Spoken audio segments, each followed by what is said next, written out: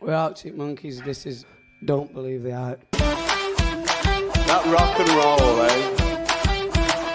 Ladies! That sound means it's the end of the round. Time for the bonus question. Cheers, dude. That man just yawned. We're gonna call it, Don't Believe the Hype. Hello and welcome to Don't Believe the Hype. I guess series 4.5, because I think when we did Leave for Lights Come On, we referred to that as 1.5 because it is neither here nor there. So this is 4.5 episode Are You Mine, specifically first video and single release, then Electricity. It's kind of complicated, but it's not that complicated, really, once you settle into it. And I am joined, as ever, by Justin. How are you, Justin? Hello, Dan. I am so excited. I can't like contain the amount of excitement I have transitioning into this new era. I think this is going to be a lot of fun. Yes, and the scheduling changes that we will go through at the end of the episode, I think will actually enhance. Although you may be initially disappointed with a bit of a break, I think it will initially enhance your viewing, listening experience because it's going to be in a sexy AM summer. There you go. Sexy. Yeah. The heat of AM. You can grab yourself a Mexican Coke and listen to AM and us talk about it. But anyway, yeah, I feel like I need to say something like, because I used to say straight from the Straight Chilean podcast, Justin, but don't say that anymore because you've been on so much. So yeah. I just say, and it's Justin. I need something else. We'll transition into that. And it's Justin. The American correspondent currently in South Korea. Yes. Maybe I'll just throw in a different American reference at the start of your name every week. Yeah, every week I'll just try to do a new American accent that I'm terrible at. Howdy, y'all. Howdy. The man from Tallahassee himself, Justin. Yes. Yeah. But yeah, we're doing Are You Mine, and so that's good. It's just going to be, we're going to start with Are You Mine. We're just going to watch the video. Well, I'll give you some information first, then we'll watch the video, and we'll have a little chat on our thoughts when it came out, because it was quite a monumentous moment in the Arctic Monkeys fan experience, I would say. And then we will get into Electricity. But let's let's get some information on the go about this one then first, because it was a bit of a big release. The information action ratio is the place to go. Are You Mine is a song by the English indie rock band Arctic Monkeys. I should just take these out of the. It seems like because I just copy and paste stuff over it. I just take out the bit where I say. I feel like everyone knows that here. I don't really need to establish that. What? They're yeah, British band. What? And you probably, if you listen to this podcast, you probably already knew this next line as well. It features lyrics written by frontman Alex Turner. Oh my god! So wow. More importantly, the song was released as a digital download in the United Kingdom on the 27th of February 2012 and was released physically for the Record Store Day on the 21st of April 2012 on a limited edition double A-side purple 7-inch vinyl, along with new song Electricity. I want it. Yeah, I had a friend that had it. I was pretty jealous of it. Just because I didn't collect vinyls back then. So, is Record Store Day an international thing? Is that, I assume it is, or is that a very English? I don't. Do you know about that? I don't think so. I only remember hearing about it. Yeah, from British bands. Yeah. Mm-hmm. Yeah, it comes up quite a lot on this podcast because they always took part in it. But it's basically just a day where to promote people going to vinyl stores, essentially Record Store Day. So people, cool. So in order to entice people to go into record stores, artists will release limited edition stuff that you're never going to be able to get again anywhere else on vinyl for that day. So Are You Mine sometime, this was just a release, combined as a release obviously, but the actual, I think I went to this Record Store Day and my friend bought the vinyl, but I should have just got it just for having it really, but I don't know why I Yeah. didn't. I wasn't into vinyl back then. I actually was the complete opposite. I used to think my friend was a bit pretentious and like, yeah, it doesn't sound. He'd play me vinyls on his system, and I think, yeah, it doesn't sound that much better. But now I have a vinyl collection and a great vinyl system. I'm like, yeah, it sounds so much better. Like, I was like, I guess that's kind of personal growth there in some ways. But it was. I would love to get my hands on this one as well. You say you've looked. It's expensive, is it? What we Well, talking? yeah, we were talking about it a little bit over the Christmas break when I was in the States. I actually got a lot of their vinyls, especially a lot of like the singles. And I was looking at this one, and I think before shipping it to the United States, it was probably around like $80, something like that, plus shipping. Okay. So it's So about 60 quid. Yeah, it's quite a lot for 2 tracks, isn't it? To be fair, yeah, it depends. Yeah, I've paid a lot for 2 tracks. I think the highest I've gone for 2 tracks is I think I paid £35 for a Bowie one, but because the B side is one of my favorite songs of all time, and you can't get it anywhere okay, else, so it's kind of justified in that sense. Like you can't even listen to the full version on anything but YouTube. So, gotcha. um, so it's yeah, it was kind of justified. But 60 quid for Are You Mine Electricity? I'd have to have a big sort of, I think, because the sort of more money you earn, the less important things like that Yeah, get, then doesn't it it? So, is. Yeah, so I think if I get to that level, then I'll be like, yeah, 60 quid, isn't it? It's like a tenner that's for fucking normal money. people. Yeah. Yeah. I wipe my ass with £60 notes. £60 It's notes. the if I was there in person, I probably like if I took a trip, if I'm visiting Dan, we're gonna go on the Arctic Monkeys tour, and I found it in a shop, and it was that much, I would probably just buy it Yeah. straight up. But Do you know it's the what? You're right. shipping then too, because it's like an extra $25 to get it to the States, and then I have to carry it to South Korea and make sure like nothing bad happens to it. So I'm like, no, okay. You know what? You're absolutely right because I went to a vinyl shop in London and it's quite a famous one. It was in stayed there for a week. I can't remember the name. One of my friends lives there. The name's gone out of my head. I remember it. But there was a record store there, and it's famous. So bands go and play there for like when they have a single release. They'll do a little gig there and sign the records and stuff. Oh, cool. And I spent so much in that shop just spending money on vinyls that I would never normally have, spent that much on. So you're Yeah. right. If I saw it for 60, I'd probably be really tempted to just get it if I saw it in one. Maybe in because my summer, as I've said, my summer of hobby is to in the sun be trailing round vinyl shops around Manchester and picking up different finds and stuff. That's going to be my kind of summer hobby. So, um, maybe that will maybe I'll stumble across it for like a tenner somewhere and it'll be like the best day ever. Who knows? That Maybe will someone be, won't yeah. realize what Maybe they've they'll got. have two, and then you can get me one. There's a famous vinyl shop about 15 minutes away from here called Sifters, which is where the Gallagher brothers used to. So they grew up in Burnage, which is just down the road from here. And Okay. there's a record store there that they used to frequent that's still there. I think it nearly went under and Liam kind of saved it, I think, was one of the stories. Oh, nice. About this crazy old man. And it's just like he's so old, but he's just got all these vinyls in there. So maybe I could stumble upon it. He wouldn't know what he had, I don't think. So I'll rip him off. So the vinyl, although the reason why it may be so much is because the vinyl was limited to a run of only 1,750 copies. Yeah, yeah. So yeah, that is exclusive, really, for a band of this size.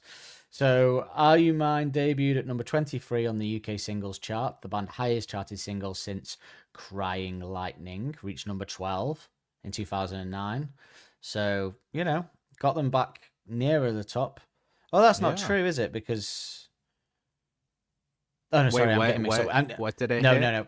Yeah, no, they're at 23. It's right. You Okay. know what? I got confused with the NME list in my head. I was like, but that's where you're wrong. It was 11, and I was like, no, that was in the NME list, No, not on the yeah, charts. you're right. That's where you're wrong. Never got to 11 in the charts. Now I did so- think that Evil Twin got to like 13, but maybe I'm getting my numbers mixed up. Maybe it was lower. it was than that. high. It was high compared to the other singles, but I think it was like 35, and it was much higher Okay. than the others. It was the highest Gotcha. one of that album, which is pretty mental. But yeah. So 23, which is for the band at the time, I suppose. Back then, the charts were becoming more and more populated by non-rock stuff at this point, and it has continued to be so. As Alex pointed out on his Brit speech a year later. So despite originally being released as a standalone single, the song was later included as the lead single of their fifth studio album. That's not right. It wasn't the lead single, was it? FAM. The lead single was Do I Want to Know, right? Well, I mean, I guess if like you see, oh, that this see, this is where it gets kind of confusing, is because we say, do you associate it with the Second and C era? But like because it was then later attached to the album, then in that way it does feel like the first single. But I mean, I don't know, it's a technicality, right? Because I mean, Yeah. once the album was announced and it was a full album, well then Do I Want to Know would have been technically the lead single, but it's not like they're going to release Are You Mine again, so I mean, before AM comes out, there's a good like 17-month period. So that's nearly a year and a half. So yeah. I kind of count this as I do count it as being part of the AM era, almost certainly. But I Me also too, count yeah. it as I count the release as being like its own thing, Yeah. because it did annoy me that it was on AM, as I've said before. Like, it really did piss me off that they put it on AM, because even though it makes sense to be on there, I just wanted new songs. That's all, and I'd kind of rinsed Are You Mine so much by the time that AM came out that I was disappointed. And it says here it was on AM, albeit slightly remixed. So maybe there is something in my constant trying to prove that it is different on the album to the single release, that it's the same recording but just slightly remixed. I'm telling you, the drums sound different. I would imagine that the mix would almost have to be different, because then you're going to go in and record all these other songs. So yeah, it's got to be slightly different. Yeah, I've also got some more fuel for that fire as well, but I think so. I think James Ford just kind of remixed it slightly. I think it's the same production, but I don't think they performed it again in the studio for it, but No, they just I took don't the think original so. track and changed it. Because I do think the drums sound slightly different on the album version. I think the drums are really kind of crisp and in your face on the single one. If you go and listen to it separately, and then you listen to the album one, they sound slightly more mixed in. That's all. That's my story, and I'm sticking to it. Sticking to it for 12 years. No one can tell me otherwise. Are You Mine was You're also crazy, featured. man. You're crazy. I'm crazy. I am crazy. The podcast just to get it all out of my system. Otherwise, I'm just boring my girlfriend with it all every week. The song was also featured in the video games Forza Horizon and Rocksmith 2014. What is Rocksmith? Is that like some I poor have man's no rock band idea. Guitar Hero? That's what it sounds like. It also featured in the video game Guitar Hero Live. It was released as a downloadable song for the rhythm game Rock Band 3. I remember that. On January 13th, 2015, one of the first free downloadable songs released for Rock Band 3 in almost 2 years. A music video to accompany the release of Are You Mine was first released onto YouTube on the 27th of February 2012 at a total length of 3 minutes and 44 seconds, and features radio DJ, musician, and former Sex Pistols guitarist Steve Jones debuting the song on his show on American modern rock radio station Croc FM. Is it KROQ or Croc FM, do you reckon? Croc FM? Would you say Probably Croc FM? KROQ. Oh, cute. You do like to do that, don't you, with radio stations? I think so. Yeah. While Matt Helders, like saying Nick O'Malley, lip sync the song in a car. In 2013, the video won the Enemy Award for Best Video.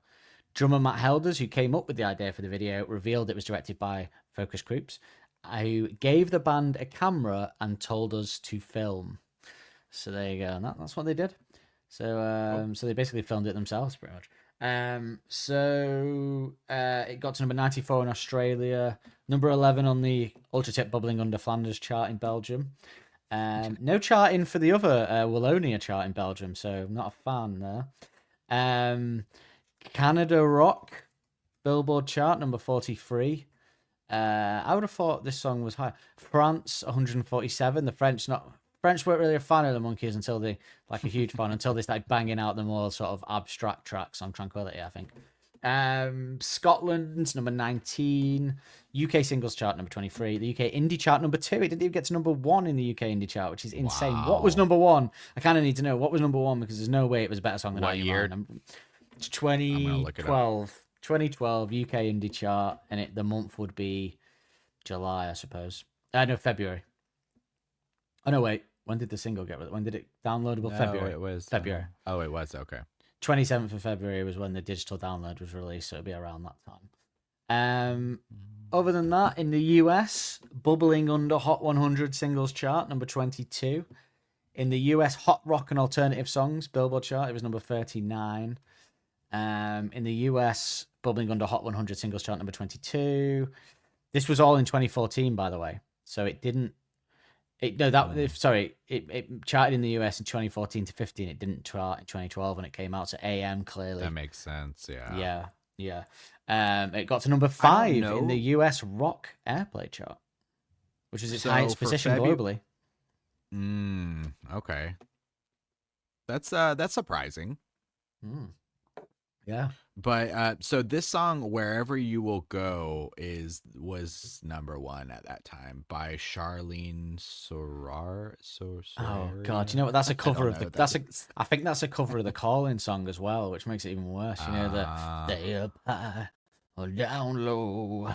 Oh, wherever you will go. Oh, well, that was number 1. That was a great impression of that song. Then I was quite impressed by that. If I do say so myself. Now, sorry to interrupt. No, it's fine. I wanted to know that. So yeah, it was. It is a shame that it didn't. So I think this is a number 1 song personally. If the world was in the right place, this is a number 1 rock song. But there you go. Now, I do think it is important to have those charts because, as you know, as we're going to share today, it is kind of important to know. This sounds harsh to say, but how low the Monkees had kind of fallen in regards to, I guess, influence. You know, Are You Mine comes out, and now we think of it as associated with this huge album that completely blew them up globally. But at the time, one of the absolute best songs that would eventually, you know, be on the album didn't even hit number 1 in the UK. There, you know, that's like their domain, and it didn't even hit number 1 on the indie charts there. That's really surprising. That really puts into perspective, I think, about where they had kind of come from, Humbug and Suck It and See, and people's kind of perception of them at that time. Yeah, I think that's right. And I do think this kind of was the beginning of the resurgence, wasn't it, in the public opinion area, especially here in the UK as well. This was the beginning of a new era for Arctic Monkeys. But no, I completely agree. And it's interesting because I was wondering about kind of the Ghost Cookie segment for AM onwards. So, by the way, we kind of discussed this with the subscribers, but we decided to do the information about the single release here in this episode rather than the album one because it is, you know, the single release was now, and that's where most of the information comes from. So it was it's a funny song because it's on the album and it was a single release 18 months before, but really a lot of the information comes from this release over the AM release. But I'm sure there'll be more stuff to find out about it when we do get to AM. And we do have the Ghost Cookies jingle. You could say they're selling like ghost cookies. Which also, this era will introduce the era of Alex doing stand-up performances at the beginning of each musical performance as well, as the Ghost Cookie story will tell. So in the UK, Justin, this went 3 times platinum. So this is streaming and sales. Now, remember, the sales aren't a big impact because it was only 1,750 vinyls. So mainly streaming. What do you think? How many streams do you think this got? Oh, we're doing stream. So within. Oh, sorry, streams and sales, but it's probably irrelevant. The sales are probably irrelevant, you know. So it would be within the first month. Mm-hmm. And it's triple platinum within the first month. Oh God, I really need to like keep track of these in my mind. There is no rhyme and reason to it. It makes no sense. I don't know what constitutes fine. Yeah, because they're so different each time. I never know what is. Well, within triple, okay, I'm gonna take a shot and say 250,000 as a triple platinum. No, it was. Is that not even close? Was that in the 1.8 million? Okay, million. No, not even. Okay, what? So divided by 3, million. And I'll get what 1 times platinum is. You know what? I wish it was that simple. It's really not. It makes absolutely no sense. I think it varies so much. It must change depending on how the industry is.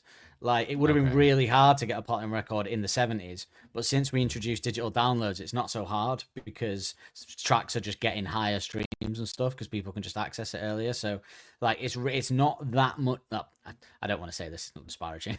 It's not as big an achievement getting a #1 record now as it was back in the day. Oh, it's not much of an Yeah, achievement. yeah. It's not as much as a money maker for bands as it would have been back then because the Gotcha. streaming amounts they get are so low. But with AM, there is going to be a lot of this kind of thing. You could say they're selling like ghost cookies. So, Justin, in the Oh, another US, one. your home country, the homeland, Uh-oh, the here place we that you betrayed and moved to Korea. go. And left, yes, left Yes, they behind. don't like that anymore. No, you got JD Vance coming after you. He'll be bringing you home.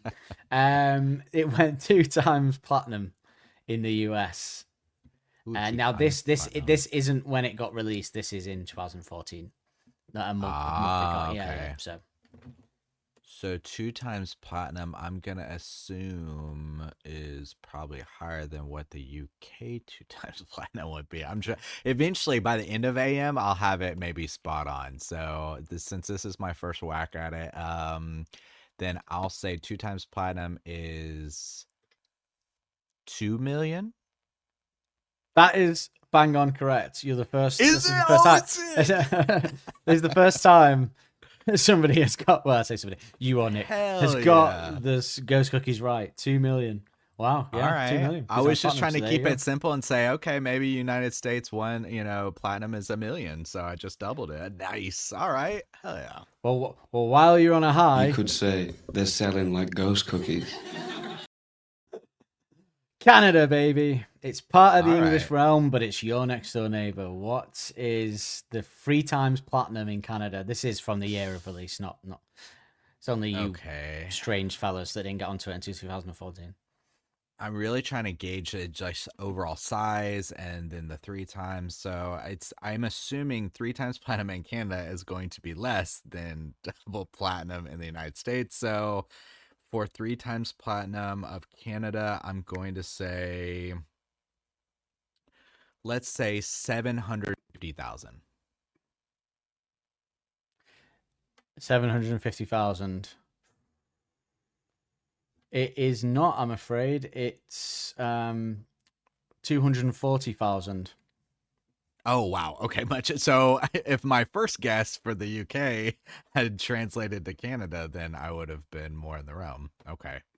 So not that one. I mean, like I said, there is no rhyme or reason, but I imagine we're going to get quite a lot more figures for AM. We're already starting to get it now with IU Mine, so we're already kind of there.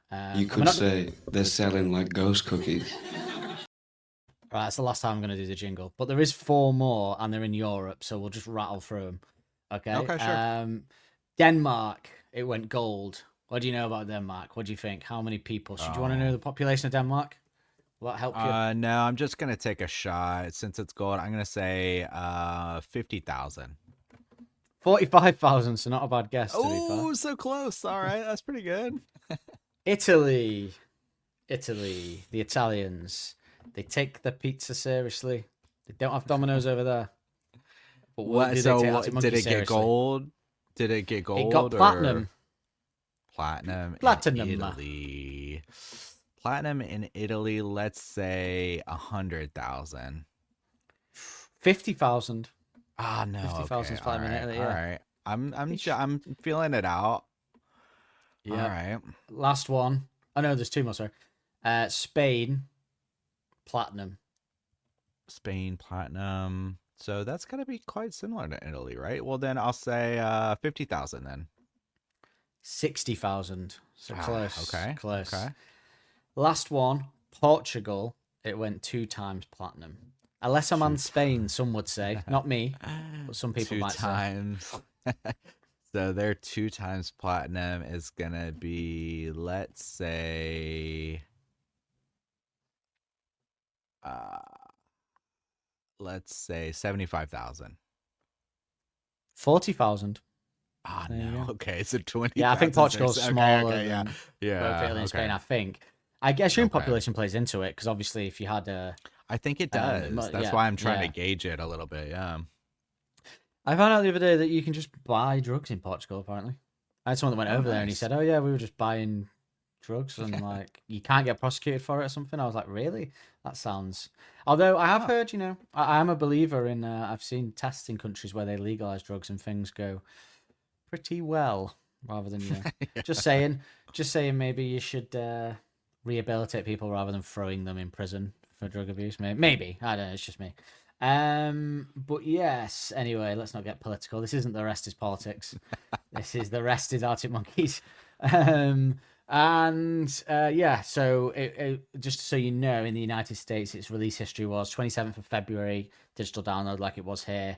And then it got released on the 12th of March, 2012, um, in America as well as a physical release. And then it got released on the 21st of April. No, sorry, 27th February digital download. 12th of March, it got its first radio play in the US on Modern Rock Radio. Okay. And then on the 21st of April 2012, a double A-side 7-inch was released. So on Record Store Day, you could also buy it. So I don't know if Record Store Day, maybe Oh, Record Store Day is a thing in America, but you guys, maybe it maybe it's just in is. certain states. Like, you're Yeah.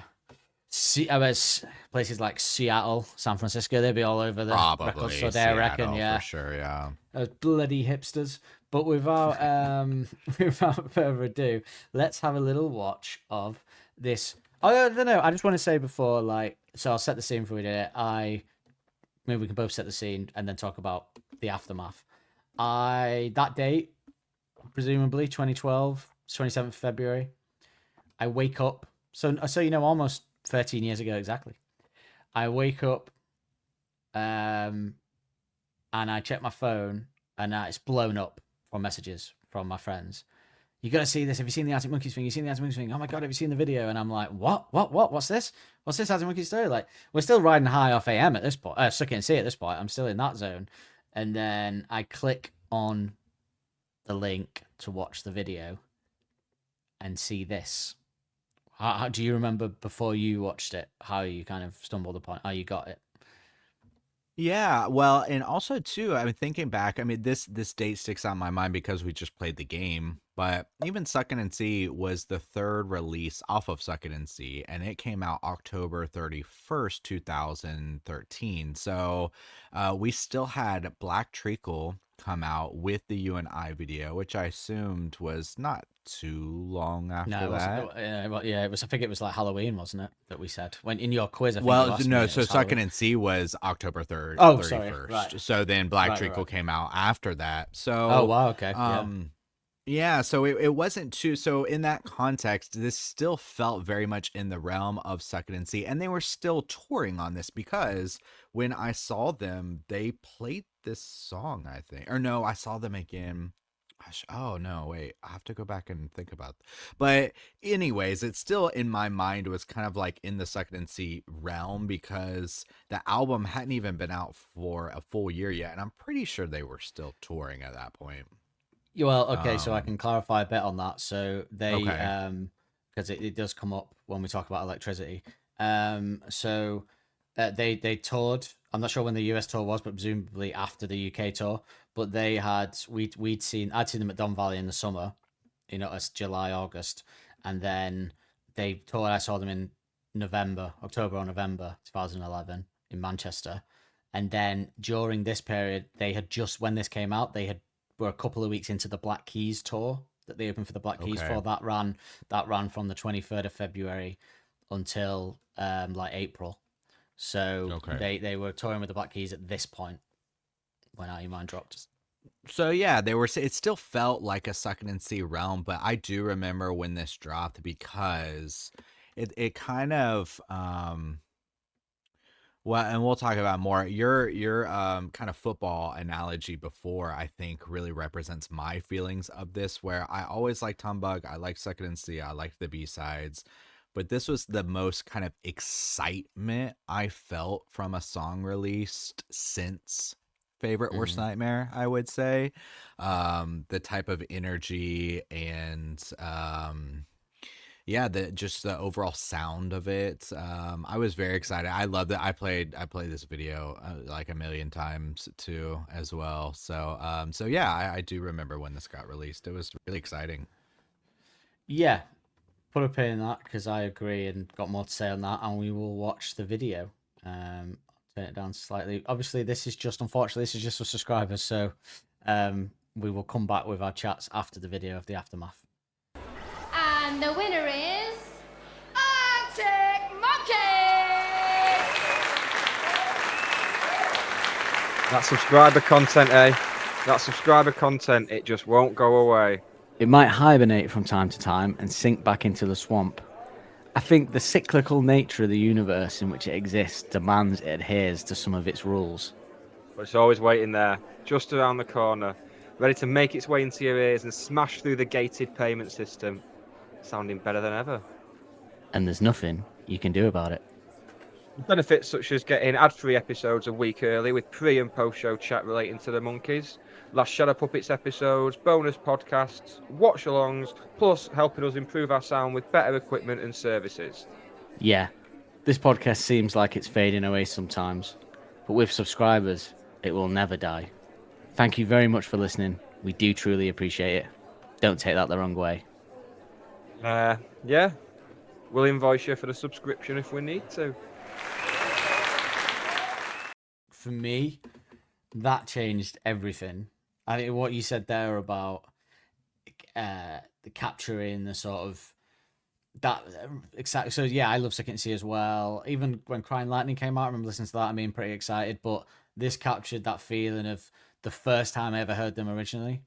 So there's excitement when I was like 15 and hearing Dance Floor and that album for the first time was this like transformative experience probably musically for me, because I was into like sort of punk rock at the time, Blink-182, stuff like that, and then my cousin kind of played me that and it kind of changed my whole life probably musically, and I hadn't felt that since. But this video got me. I think I watched it like 4 times before I even got out of bed. I was like, what is this? And it was just such, not just the song, the video as well, like it was just everything about it was just like insanely good. And it's like they went from like, do you know, because I'd been telling people for years that they were the best band of our generation, and people were like, yeah, but the last 2 albums have been great and that. And then they drop this and you go, see, I told you. I told you they had this in the locker. And it just felt like we'd been building towards that. It just felt like we've been building towards this huge rock song they would do, or some kind of release that would catapult them. That's how I always felt. There was a momentum. I wasn't sure when it was going to happen, and I think we talked a lot on Suck It and See about the fun they were having during that time, and this kind of just then went to that next level of, wow, this is, they captured, like you said, that capture of being in a car with your mates, driving around, going to a party, drinking, something like that. They just captured that kind of feeling in a video perfectly. And and to kind of associate it, the kind of, so they were a lot more playful, and you had like Brick by Brick and stuff like that. But when you compare them to, because this is obviously still very fun, and some of the lines like lean a little toward the silly line or whatever, but obviously the video, they're playing it up and things like that. But the difference between like this and, let's say, Brick by Brick when it came out, or even Don't Sit Down, is those felt more like an inside joke. They felt more insular, where this feels like, a joke that you've prepared and you've practiced and you deliver, and everybody finds it funny because it's so relatable. It's that kind of difference in humor, but just in music, and it just hit everyone so hard about like, yeah, this is a great song.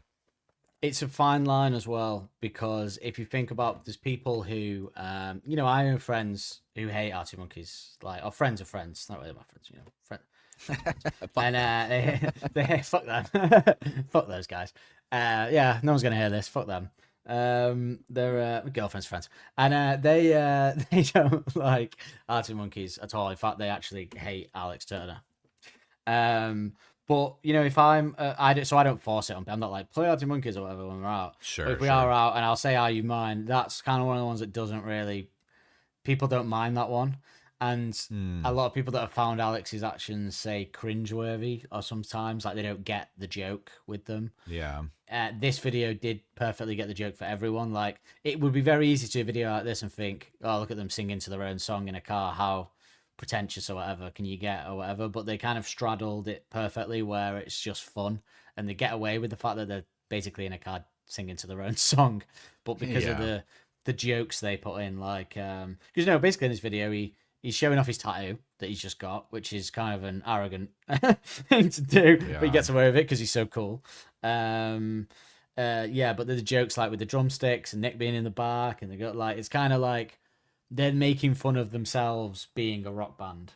Do you know what I mean? So I think it's that, like I was saying earlier about that northern thing here, where you have to be self-aware. The minute you lose your ability to be self-aware, you've slipped into pretentious. So you have to be able to laugh at yourselves. So they're kind of they know it's ridiculous that they would do this kind of rock, I suppose, in a way. So they're Yeah. kind of making fun of themselves in the video by like, oh, this is what a rock video would be like if we did it. You know, It it's all kind of a bit meta. I don't know. Yeah, it also has this other interesting element too, and it's interesting that they then went and opened up for the Black Keys as well, because Yes. also another element I see when I see this video is it does have this little bit of element of do it yourself, much smaller, like a band just starting out, let's just say. So if a band was putting out their first album and they're young and they're like trying to get something going, this is a type of video that you might see where, a lot of people are able to have a kind of cheap camera and carry it around in their car and wear some sunglasses and do that. And it's from an interesting perspective where they have now had 2 albums come out that obviously weren't as big in the UK, and they in some kind of ways were kind of trying to make it in the States. Both those albums were recorded in the States, and they were definitely trying to break into that market, and they just didn't really find that success. And then you have this kind of video that feels almost like a band's first video, but obviously they're huge, but they're doing this kind of do it yourself style, and it feels kind of relatable in the way that the first album kind of felt relatable. And then they kind of humble themselves in a way where they go open for the Black Keys, and it just so happens that their next album blows up in America. It's a very interesting string of events to kind of consider it in that perspective. Yeah. It is, and I've always said that they were smart with that because there's a lot of reason British bands don't make it in America as big as they did because it isn't overnight unless you're like some huge band. You have to work at it. And if you're a Yeah. hit band here, like so Oasis never went to like they're big in America obviously, but they never went to the levels they could have because they couldn't handle the fact that they could do a stadium here and then they have to go to America and do a smaller venue because they weren't as big and they didn't want to. So to be smart enough to not moan about that and just do the gigs over years and gather a fan base, and then to have the like, you know, Arctic Monkeys were one of the biggest bands in this country at this point, and so, again, to use someone like Oasis as an example, Liam and Noel could never have part their egos and gone, "We're gonna like, sort of go and do this other tour and try and grow from there." Do you know, to try and get an audience. So it was pretty smart to um latch onto that momentum that you've got by going on tour with a rock band, and you know that probably the audience that are going to see the Black Keys that may never have heard of you are gonna like what you're putting out. And if you look at the set list they chose for those gigs, they're very specific in terms of we're just going to do our rock songs because we don't have to. I mean, it'd be quite fun, I think, if you're in a band and there's a pressure every time you play to play certain tracks. If you're going to go Yeah. open for another band in a country where you're not as big, then you can just go out and go, let's go and do our fun tracks that we love playing, the rock songs. Like, there's not as much pressure. So I imagine it was a really fun time. Like, to be the opening band and just, you get to go out. It's kind of like us getting to open for Arctic Monkeys and being in a band.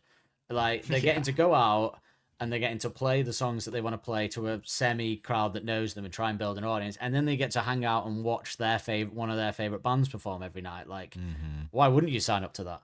And that, I think that, and then the fact that AM was such a different sound, it was just they built momentum to grow that US audience. But I think they earned it. They put in the hard yards for years of touring Yeah, I think so. the States and doing smaller venues because not a lot of bands do enjoy that, doing those like, so I can do 70,000 stadium in the UK and then I have to go and do a, I don't know, 10,000 seater in America. Like, Yeah. that's a bit of It humbles you. a drop down. It humbles you, yeah. And I think they played that well. I think they played that really well, and that's why now they're pretty reasonably big in America. You know, to an extent.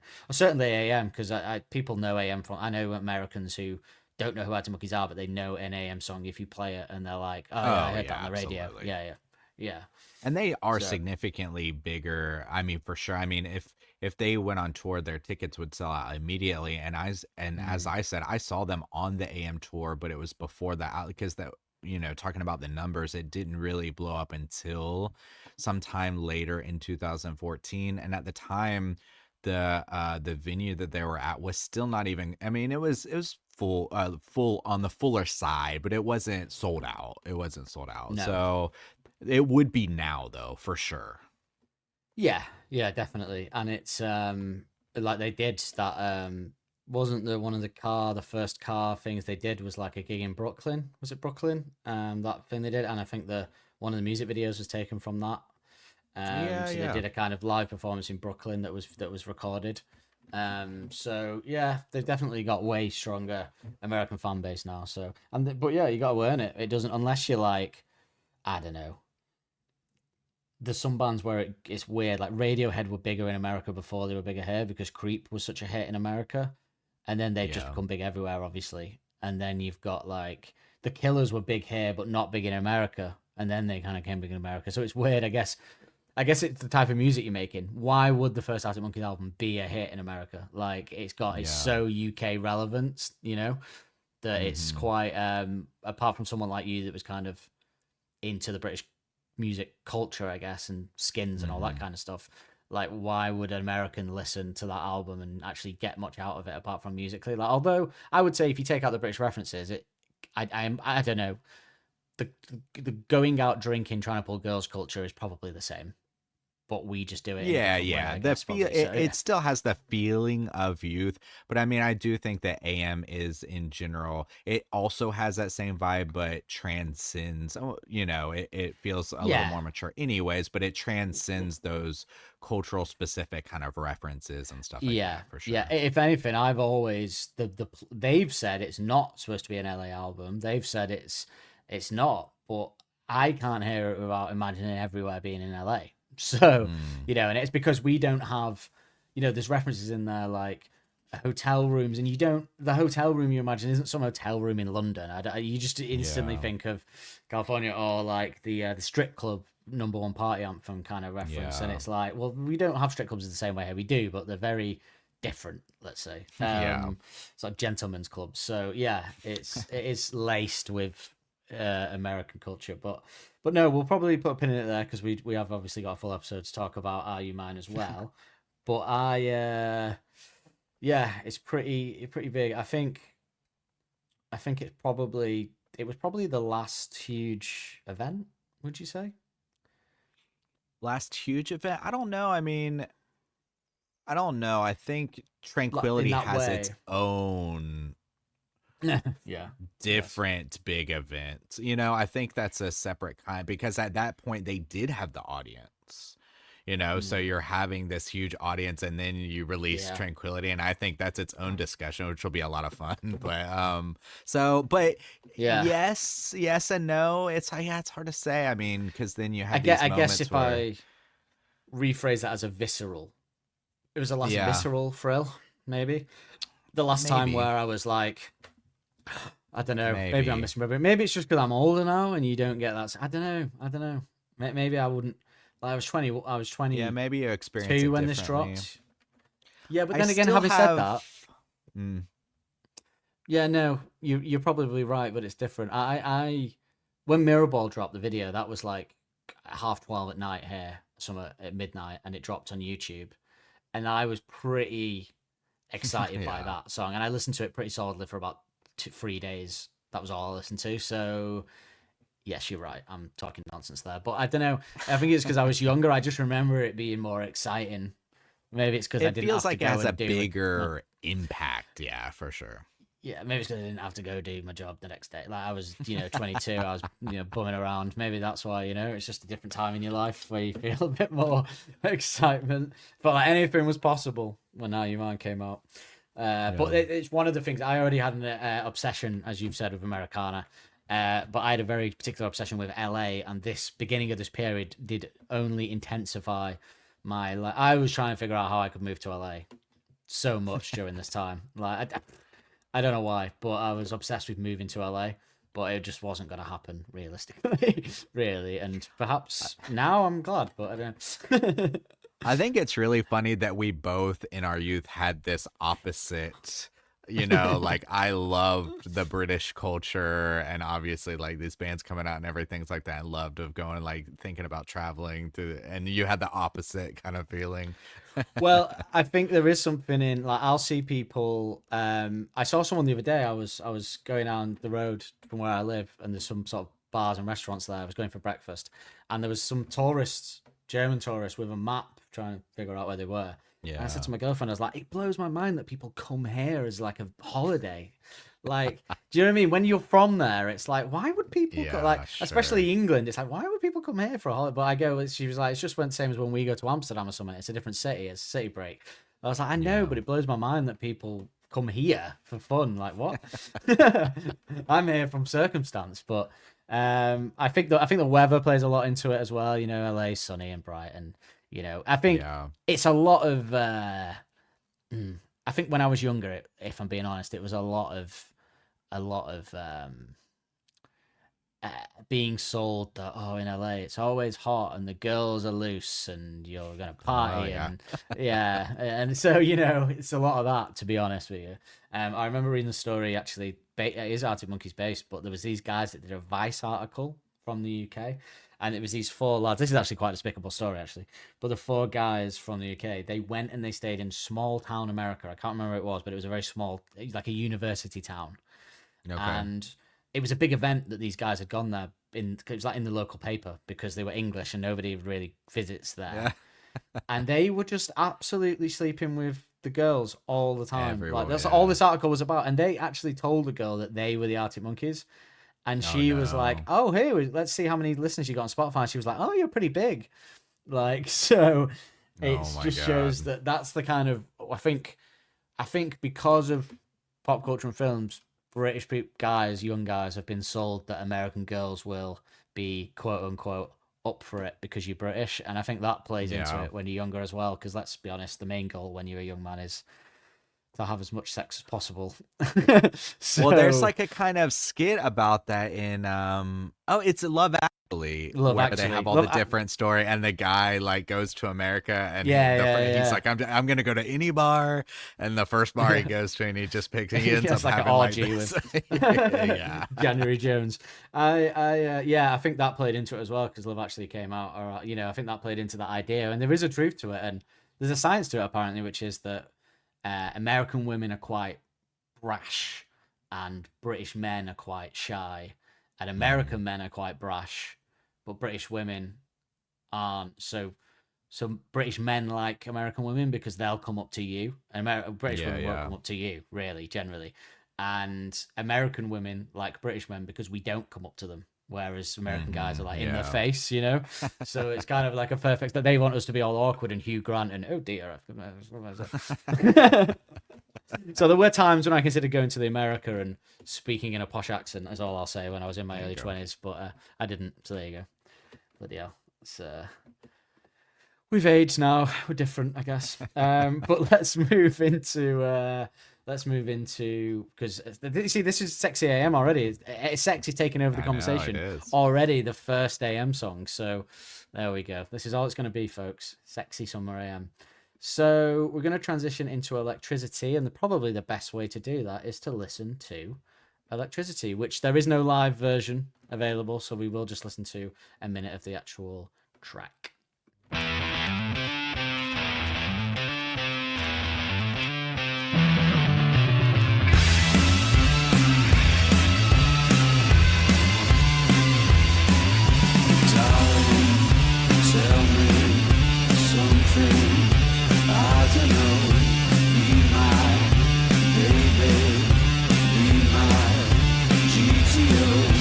Call me something no one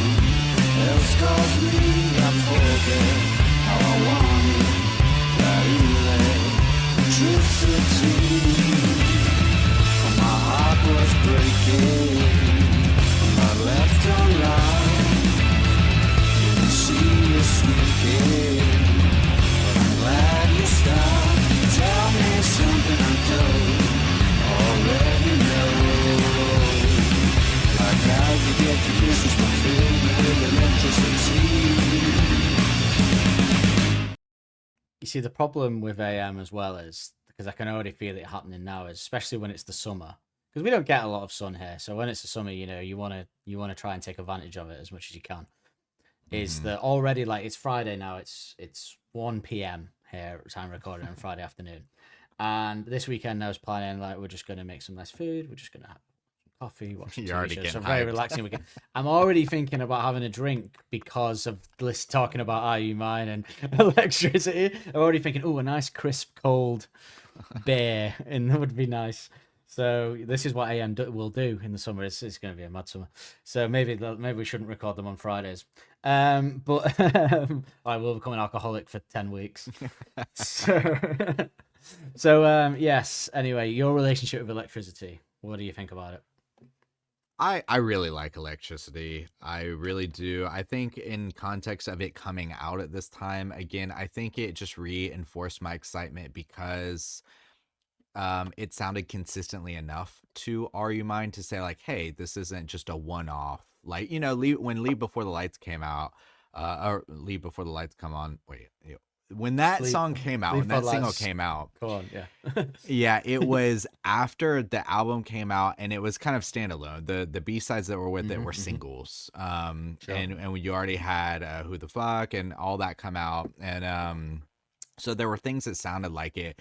But this, for Are You Mine to come out and then Electricity to accompany it, it already felt like a new transition, an exciting transition that didn't just feel like a one-off. So this was kind of like the support, and since we didn't get anything for so long, and this is all they kind of had that sounded like this, it got a lot of play from me. So I've always really enjoyed Electricity, and was always like really kind of disappointed that it wasn't played live. It was confusing. And Yeah. I think it's a hidden gem in the realms of like even B-sides. I think this one kind of gets forgotten a lot of the time. It is confusing for another reason as well that we've kind of already touched on, but we'll talk about it when I do the information in a minute. But yeah, I agree. I really like it. I think it's a great song it was a great song to have when Are You Mine came out and kind of listen to alongside it. It's got that kind of Queens of the Stone Age vibe to it. It's probably one of the more, like I said, around Evil Twin and stuff. It's got that kind of, it's more Queens of the Stone Age than Humbug, you know. Yeah. So it's kind of like the Josh Homme influence coming in later, but I think it's a really enjoyable song, and it's up there probably, um, with some of the better B sides, but it's a cool riff. It doesn't really sound like anything. So I guess you kind of say it sounds a bit like IDST or something, but it's got more to it than that, and it's just kind of stomping fun. I could arguably say this is more, we kept getting glam rock come up on tracks that didn't make sense for glam rock coming up on. I guess this Yeah. has a bit of glam rock to it. We just in the pre-show did Eagles of Death Metal, Death by Sexy, and I feel like lives in a similar world to to them. I would I'd say say it's better, musically probably, it but does. yeah, Yeah. yeah. And his falsetto with the kind of Helder's stuff. This was the beginning of a new kind of. Was this Are You Mine and this were the first of a new kind of Helder's falsetto that went into that AM. accompany, it's almost like a duet, but it's back up, but he's like doing almost every word. Yeah, and if you think about, it's interesting the development of how the first album. By the way, it'd be good to do. We should do an episode about the first album from your perspective because that'll be really cool. But um, we begin the first ever song we heard played on the dance floor, pretty much, apart from Beneath the Boardwalk. Helders is doing his "Cold of the Night" thing in it, and then the Helders kind of backing vocal has progressed, and Suck It and See one was different, and now we've got this one, which is kind of rock falsetto, and then in AM it's kind of rock falsetto, but also kind of hip hop backing vocals, And then now Tranquility, we had a different kind of Helders backing vocal as well, I felt, and the car had a different one. So the Helders the vocal journey is quite an interesting progression because we talk about Alex's vocal progression, but Helders has changed massively as well. Like he could barely sing really in that first album, and he can like hit a falsetto. Like I can't hit a falsetto at all. Well, I could And never consistently. do that. So, consistently, yeah. So yes, Although there was there's a song on AM that I always thought was held as falsetto that is actually Alex that I found out much later. So we'll get into that when it comes. I've always found that surprising. But so I suppose we should get some information on it as well. I mean, so, by the way, the first time I heard that riff, but it was on the dance floor, that was a similar feeling of Are You Mine? You know, that kind of that's kind of where that hit me that way. That's the similar exciting vibes. But yeah, let's do for the second time today some information. The information action ratio is the place to go. Electricity is 3 minutes and 1 second long, with just 15.3 million streams on Spotify. So yeah, it's low. It's low. It's a shame. Not as low as It's a some B-side, shame. but it is a shame. But like you say, it's probably because the reason you gave is why it's fell there. It is again produced by Ross Orton, as was Are You Mine, but with James Ford as well. So that's quite interesting because I'd assume so Ross Orton produced Are You Mine. If you go on Spotify, it says Ross Orton, Are You Mine? And then on AM, it says Ross Orton, James Ford, because James Ford presumably remixed it. But Electricity also says James Ford and Ross Orton, but Are You Mine doesn't. And presumably they were recorded at a similar time.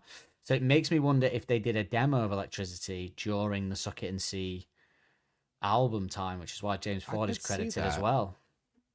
Which would Well, we change our talked conversation about about Evil that. Twin, you know? Yeah, with the Evil Twin, like when they were making those types of songs. So yeah, I could see that. I could see that. Yeah. Sorry, I was just stretching.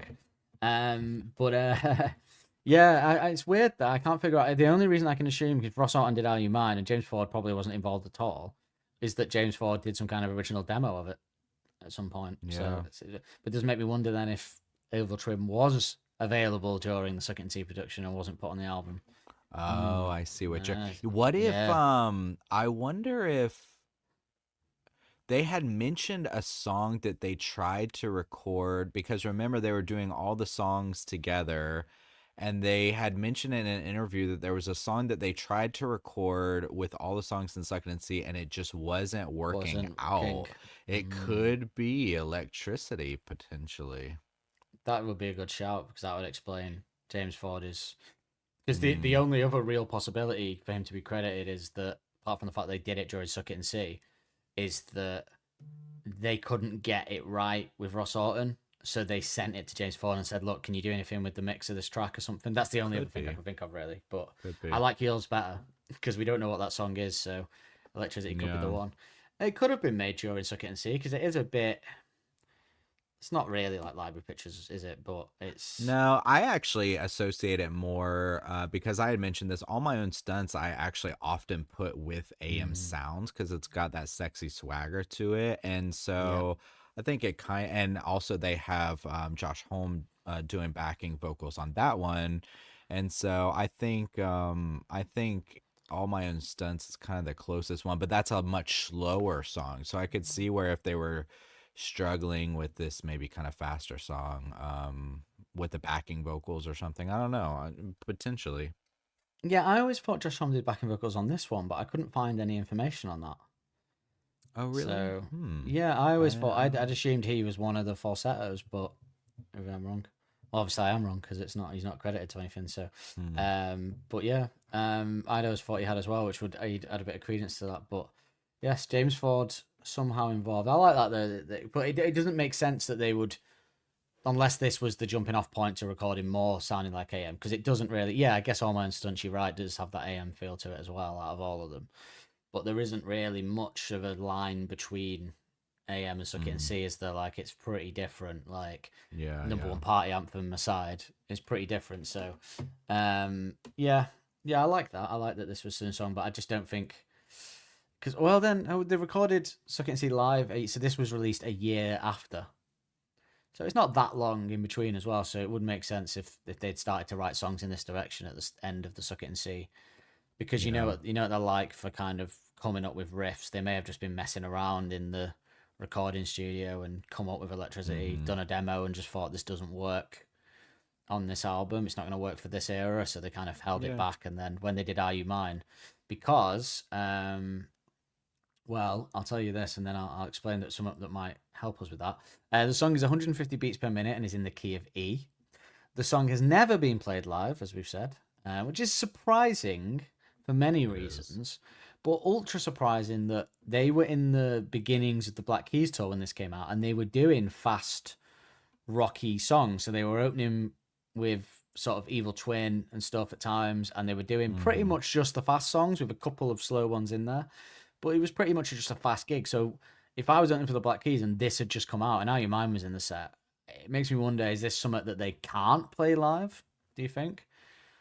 Well, Too it's a hard? mystery too, because not only this song, but you would also think that that would be a really good setting to also play Blondo Sonic, which didn't come out that much further before either. So, No.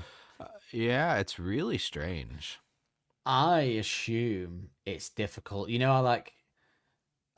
don't know. Do you think it was recorded live, this one, or do you think it's been a bit enhanced because you know It how they doesn't struggled sound to like Second and adapt? C. Yeah. No, they had to adapt to get the songs right for him, and as I've said before, I think sometimes that has failed, and sometimes it's been They great. do, yeah. I think the changes to Knee Socks live with the intro are actually quite enjoyable, but some songs like One for the Road, I always felt isn't a great live experience because the song is so produced that it's hard to capture that sound. So most of the time they're just converting to bass and drums to try and salvage Yeah. it. The guitar sound is really hard to get live because it doesn't actually sound like a guitar in the same way It that we could would be, expect. So, yeah. so maybe this is just one that is doom diddle doom. I mean, it does just sound like a riff though, so I don't understand why. Maybe it's too fast. Maybe they Yeah, couldn't get the shrill guitars, or yeah, I don't know. yeah. It could be, but it doesn't seem too complicated, or it does. It No, doesn't not sound really. like Second and C, where it sounds like they're in a room, but it also doesn't sound over or like heavily produced like a lot of what AM sounds like. It sounds almost Yeah. like a favorite worst nightmare style type of B-side, like What If You Were Right the First Time, or in that realm. Maybe it's one of those inexplicable times that the band just aren't a fan of the song, yet we like Maybe. it. That has happened a couple of times. Yeah, could be. But yeah, it's a strange one of why they would never have played it live. Also, when was that gig they did for Metallica for Lars Ulrich? Because that was just like a sort of fast gig as well. I'm trying to remember when exactly that was. I can't remember I if it think was that was Hamburg era or- 2011, wasn't it? Okay, so maybe this didn't exist. Lars Ulrich Monkeys gig. Let's have a look. When was it? When was it? The video's from June 2012. Okay, so yeah, So it this was wouldn't have after been this. around then. No, no, no. No, it would have been. It June would have been two- around then. This Oh, came out would in it? February 2012. February 2012. Oh, that's so strange. Yeah. The gig happened on June 23rd and 24th, 2012.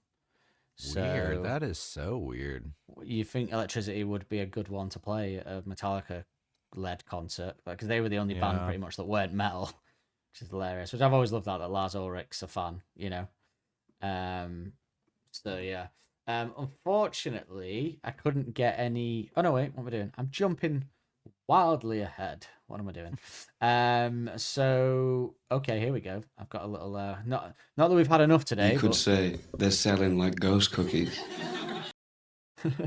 So this did chart in the UK indie chart, Electricity. So you don't have to guess the numbers, but just where do you think Electricity would have got to in the UK indie chart? Okay, well, we were saying that even like Are You Mine, in the indie chart. Okay, Are You Mine got it too. So, I don't think it would have even been as popular as like Evil has high as Evil Twin Guys. It's just my general guess. So I'll Yeah. say like I'll just say 50. 10. 10. Oh, really? So yeah, what's important to mention here is that Evil Twin got to like 35 in the UK singles chart. This got to single this chart indie chart. Gotcha. yeah, this got to 128 in the singles chart, but it got to number 10 in the Okay, indie chart, okay. which is most of it. And I think we'll see a lot of that because now that we're bringing downloads, like streaming was in full kind of flow more at this point, and particularly moving forward by the time AM comes out, like his tracks are just, even a new Arctic Monkeys release with a B-side, that B-side's going to get played a lot in those first few weeks because people will want to, oh, what's that other song? So, that's probably why it got to number 10 in that chart but the main chart, yeah, no chance of getting anywhere near it really.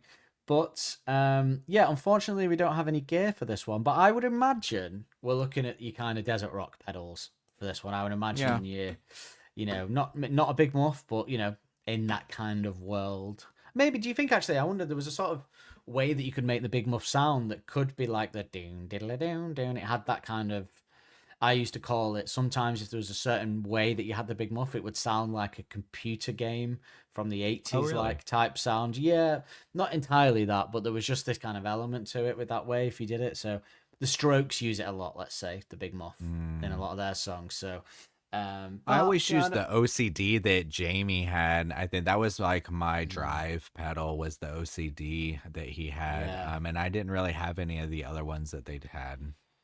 It's probably, it's not a dirty guitar really. It's more of that kind of desert rocky kind of doom diddle doom doom. It's not dirty, but it's rocky. It's I wouldn't know what they would use for that, but anyway, there's probably no point just pretending that we do know what pedals they might have used. So, but you'd probably see a picture of Jamie's pedal board. I'm sure. You know what? Yeah, if you looked at their tour, I'm sure there's pedal board pictures from 2012, and you could probably see the layout. Yeah, it will be one. Maybe, like the sort of solos in library pictures. I would imagine it's similar pedals to that kind of stuff for this Probably. one. But let's get some reviews. So the York Vision, which is York is a place in the UK, a very very lovely place. If you ever visit the UK and you want a kind of nice cobbled street, old school England type place, then I would recommend that, Justin, for you. It's a very lovely place with it looks like a place from Harry Potter in the centre, put it that way. So nice, lovely chocolate shops and things like that there. Electricity is a gritty ballad dedicated to the pursuit of sexual satisfaction. I mean, we're already on that, aren't we? So it's already happening. The track does not so much wink, I bet you look good in the dance floor, as growl, I bet that you look good in my bed. While some hardcore Monkeys fans may be disappointed with this new and edgy sound, I wouldn't call it edgy, but okay. Electricity is a spark of genius. This is the Arctic Monkeys grown into the Arctic Gorillas. Gone are the cheeky faux punk drum fillers of old. Instead, we are dragged alongside a truly grimy riff you can beat your chest in time. Yeah. Oh, yeah. I just kind of agree with that, really. The enemy list, Justin. Where do you think the enemy placed this in the list? Now, remember, this list... This just doesn't feature songs from the car. It was pre-car. It doesn't, yeah. And no, so it only goes up to like 110 or something like that. But where would you think? So this is one thing I'm going to keep in my mind, is that this person rated a lot of the second and C songs higher, but some of the ones that they dropped, like Don't Sit Down, was quite lower. Yeah. And this being a kind of forgotten B-side, I'm going to take the swing and say it's going to be like sadly low. So I'll actually say 86. Your instincts were correct, but you were just too generous. It's actually at number 102 in the list. So it's like it's in the doldrums with the kind of, it's not far off 2013 and stuff. So unfair. No. That is unfair, isn't it? That is unfair because it is better than some of the. Let me just pull it up and see what else is kind of around it. Yeah, like what's touching it? Yeah. So it is touching it is by Sophie Williams. This list, remember everyone, go, throw eggs at her house or whatever you need to do. Well, so this list is only 104 because there's no car, and they discounted a couple of the B-sides with Richard Hawley and stuff in this list, if you recall. So it's 104. Only 104, and it's at 102. Yeah, so 104 is 20. Oh, I shouldn't say because we've not got there yet. But so basically, the last couple are what you would expect the last couple to be. We've already done one of them, IDST. IDST was 103. Electricity is 102. 101 is Chun-Li Flying Bird Kick, and 100 is Sketched. So they're kind of putting it in that. What? Yeah, Oh 99 my is if you fancy. But God. you got to remember, I think this person really doesn't like any kind of rock song because they've put, if you remember from last series, they put Frightline Dining Room at number 98. Frightline Dining Room do is a remember fucking that, tune and a yeah. half, and I won't have a bad Yeah, word they said just about don't it. like any of the heavy stuff. None of it. Not at all, Ugh. not at all. I mean, the bad thing is 95. There's no way, right? Blondersonic Simitrap, Matador, Frightline Dining Room. If you found this, it's probably too late. Questionable. Sketched, Chun-Li Flying Bird Kick, Electricity. Even IDST, in my opinion, they should not be lower than the bad thing. The bad thing. This song should be higher than the bad thing. The bad thing might make the lowest spot on my list because I just have had such no I have interest in it for songs such a long time. I know, like, immediately I know a song that will probably go lower than the bad thing. Yeah, it would definitely will go lower than the bad thing. So I don't think bad thing is absolutely worse, but it's gonna be down there for sure. The bad thing is definitely not better than Electricity. That's all I'll say. No, not But better than Electricity will be higher than the bad thing on my list. I think this person not only doesn't like rock, they don't like desert rock. They don't like American rock type things, I assume, because they're all really Seems low. that way. So yeah, it'd be interesting to see where AM places on this person's list because I haven't noticed a lot of AM tunes as I've been going round. So we shall see. Like if they put Are You Mine ridiculously low, then it's the end of that woman's life, as far as I'm concerned. No. Oh no. So sinister, but no, it's the end of us doing that list. I think if Are You Mine is anywhere below the top 20, The I would halfway say. point. The halfway. Well, I'm saying I'm going to go bigger than that. I'm going top 20. Like, well, maybe not top 20. It shouldn't be higher than.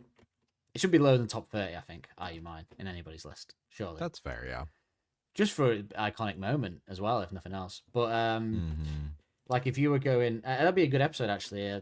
Rating the most iconic. What's the most iconic Arctic Monkeys moment? Because you've got the first album, you've got the Olympics, you've got Are You Mine, you've got AM, you've got the Brit speech. Like, what's the most iconic moment? So yeah, well, although you might not be as like, I guess there might be more iconic things here than there were iconic things for you. So who knows? But yeah, I was following along. I mean, Olympics is Yeah. huge. I mean, them playing in the Olympics was amazing.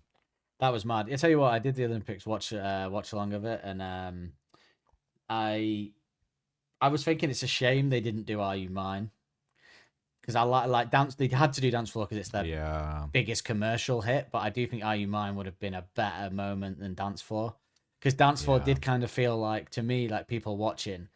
It annoys me that all they're known for with a lot of people is Dance Floor and it gets overplayed. So then for them to do it at the Olympics, because I guess they probably got told, look, we need you to do your most iconic song. So It reinforced it. Reinforced it, yeah. And then I do like the Beatles cover, though. That's a good cover. But the music of Electricity. Great guitar riff. Yeah, fun guitar riff.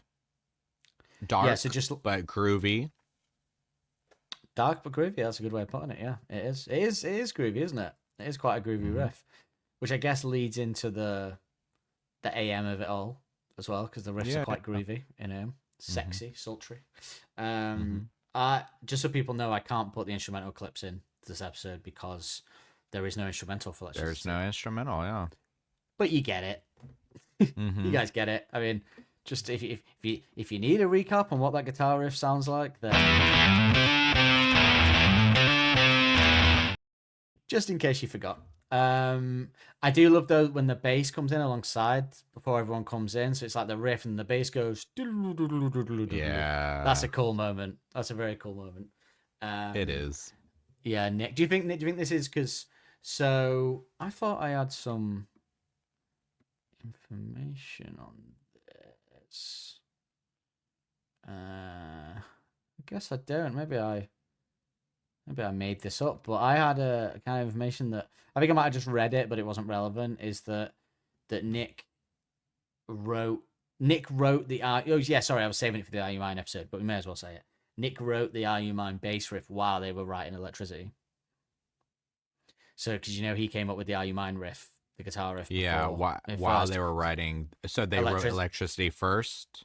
They wrote Electricity first, and then Nick came up with the bass riff. So yes, that would imply, wouldn't it, that they did do it during the So he kind of just came up with this bass riff. So Electricity was, yeah, that sparked Are You Mine.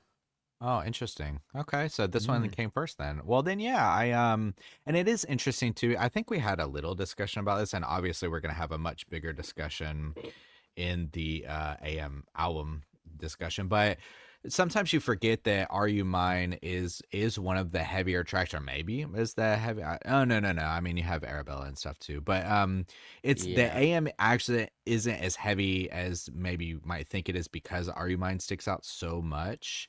And so this one definitely is Ah, heavier, like it's grimier and stuff like that. sorry, correction. I wanted to just check that Okay. I hadn't just made that up. So I am wrong. Okay. The main riff of the song "Are You Mine" was written by bassist Nick O'Malley while the band were recording the B-side "Evil Twin." Okay. Ah. So we have Evil Twin to thank To for think. Are You Mine? Yeah, not Electricity. That kind of makes more sense, I guess.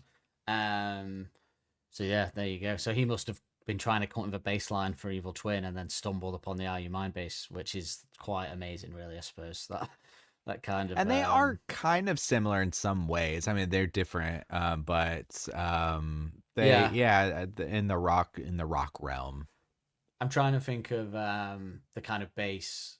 If you put that bass, if you're writing a bass, so the Evil Twin guitar and drums is down down down down down down, down and he would have been going. So he would have been like. So he could have been like. Dum, dum, dum, dum, dum, dum, dum, dum, dum. It's not, it's not a million miles away, is it? So I guess he Yeah. could have stumbled upon it. But what a thing to stumble upon. Okay, so that makes more sense, I guess. But yeah, it's cool. I'm hoping for AM. Like one thing I've always hoping I can get my hands on more as we go is when I put the musical clips in. I'd like there to be sometimes people do musical of just certain instruments broken down, and I would quite like for this and Tranquility to find. Hopefully, people have done Oh. that where they've separated. I don't know how to do that. I don't know how to take a track that I don't have all the master tracks to and separate Yeah, I don't each know either. element to it. I don't know. I'm sure it's probably quite easy to someone that knows sound editing and stuff. But I don't like. I hate sound editing. That's my least favorite kind of editing. It's just annoying. Like with podcasts, it's easy, but with music or film and TV and stuff, sound Yeah. editing is just man. I was watching something the other day, funny enough, and I sometimes I put my headphones in because my girlfriend's asleep when I watch telly at night. And when you put headphones in, you hear bad sound editing so much and stuff. I was watching something and they were outside, but you could so hear that it was a studio that they'd recorded the additional dialogue in. Like it just sounded like so in a studio. I was like, wow, I probably wouldn't have picked up on that if I didn't have my headphones Or in. had But so yeah, headphones. trying to sound edit and to me it's yeah, I hate it. But hopefully someone will have already done that for me because I have seen them before where it's just the drums or just the bass and stuff because that would be Okay. cool to put I in actually that. think I might have all the or not bass, all the drum tracks for Favorite Worst Nightmare. I'll have to go Ooh, back and look at that. Maybe. nice. So yeah, where were we? The introduction of the second guitar as well, the way it spurts in and out, that kind of Yeah. It's it's cool. yeah, it is cool, and it's and that could be I could see that as being an element for maybe why one of the reasons they didn't play it live, like if some of that wasn't sounding good, because I could see where that could come off, or you could try to perfect that in the studio and it sound too shrill or Mm, just like not sound good live. But I do like it yeah, here. perhaps. I do like it here. Yeah, and it's quite a simple drum beat up until the end of the first verse. He's just kind of going with it, isn't he? I've put here, I'm not sure what I'm returning to, but I've put where he's doing. Oh, so the end. Sorry, I think of what I mean. I put where he's doing some do do. So I don't know what I mean by that, but I think I mean the end of the first verse where he kind of does a he kind of does a transition drum beat, doesn't he? That's pretty good. But yeah, one I will say that this song too got me excited because it was like Matt is back now, whether or not in the Mm. verses or not, but later in the choruses and then definitely the solo and stuff like that, he's putting in work. I really love the drums on this track actually. Yeah, he really is. And Are You Mine as well, to be fair. The drums are Yeah. pretty good on that as well, aren't they? Particularly, I love, you can see them more in the second video that we'll watch on the episode, actual episode, the live performance in, I want to say Mexico. But it could be a different South American country. I apologize if so. But it's the drums you see him doing on that. You go, yeah, oh, that kind of, remember that Matt Cam where he puts on the what are they called? The helmet cams. The Someone GoPro. for the GoPro, he puts on a GoPro and does the drums, and he's like, "Whoa, Mm. have you seen that?" Yeah, Yeah. yeah, that's cool. I always love that one because even Alex, like, you know that shot when you hit selfie mode on your phone by mistake and you're looking down at it like that with your chin and you look awful every time. Even Alex looks pretty bad in that shot of that where he's looking down at it. Like, nobody, even Alex doesn't look good in that shot. He's human. Oh my god. He's human. Yeah, he is human. The guitar is kind of matching that with more intermittent Jamie Cook stuff in the chorus as well. Jamie Cook and the rock spurts is what I was thinking we could call these ones. Well, it sounds kind of sexual though, doesn't it, in a way? That, which might be fitting for AM, I guess. Maybe. Well, kind of No grim more sexual though, spurts. Yeah, no more Jamie Cook jangles. They're not really jangly here. I don't think do we get any... The number one party anthem, we might see a return of Jamie Cook in the jangles, yeah. But other than that, we're not. They're a dying breed. They're a dying breed. We got more interesting Jamie Cook stuff to talk about maybe. But then the second part of the chorus is more kind of strumming guitar. Helder's doing some, like you say, he's doing some kind of mad drum rolls, isn't he? That kind of stuff that he loves to do when he clicks into the Helder's gear, and he's just doing something that I can't even comprehend being able to do. You know. He does some really great tom rolls, but it might be more towards the bridge area. But yeah, he lets loose for a while across like a bunch of different toms. Yeah, he does. Yeah, that is towards the bridge. He has a mad bridge near the end of the song. But he does a pause. We get a pause in the second verse, and then the second verse is interesting, I think, because the drums go up, but the rest of it goes down. So like Helder's is kind of subdued first verse, but then everyone else is subdued, and Helder's is kind of just like put the drums up a level, which I always think is cool. Like being able to raise the drum sound, like by sort of introducing some other drums, but keeping the beat the same. I've always been impressed by any drummer, you know, and to do that because I just can't drum. I can't drum. I can't. My coordination is too bad. I can't do something different with my feet and my hands at the same time. Do you know what I mean? I just can't do that. It's just all over the place. I could never. I always struggled with having to sing in a band and play a different. Like if the guitar riff isn't matching the vocals, the rhythm, it blows my mind that the rhythm. Then I can't do that either. My brain just kind of goes no. I guess I'm one of those people that can't do that thing where you pat your head and circle your hand. Yeah, I can't. Look, I can't do it right now. That says a lot. That's basically me musically. The story of my short-lived music career. But the drums are fantastic. I do in this song. They are fantastic. I think it's easy to think the guitar riff steals the show, but I think the drums do. Yeah, but I do like so a lot of times they do drop out in the second verse, and you got the drum will kind of like carry it a lot. But I do like the kind of like minimalist guitar here. Where I mean, it kind of, but it does the like the you know, whatever in this. Yeah.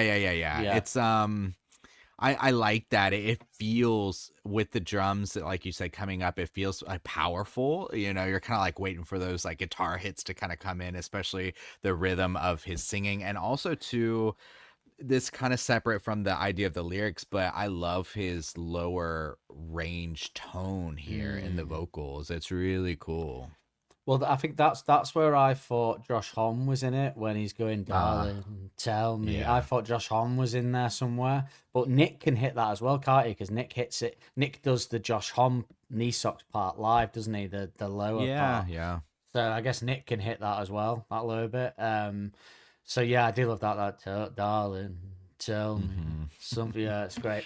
But yeah, I do love that intimate guitar. That's kind of early Arctic Monkeys bread and butter, really, isn't it? You probably don't. Yeah. You probably don't use the phrase bread and butter, do you?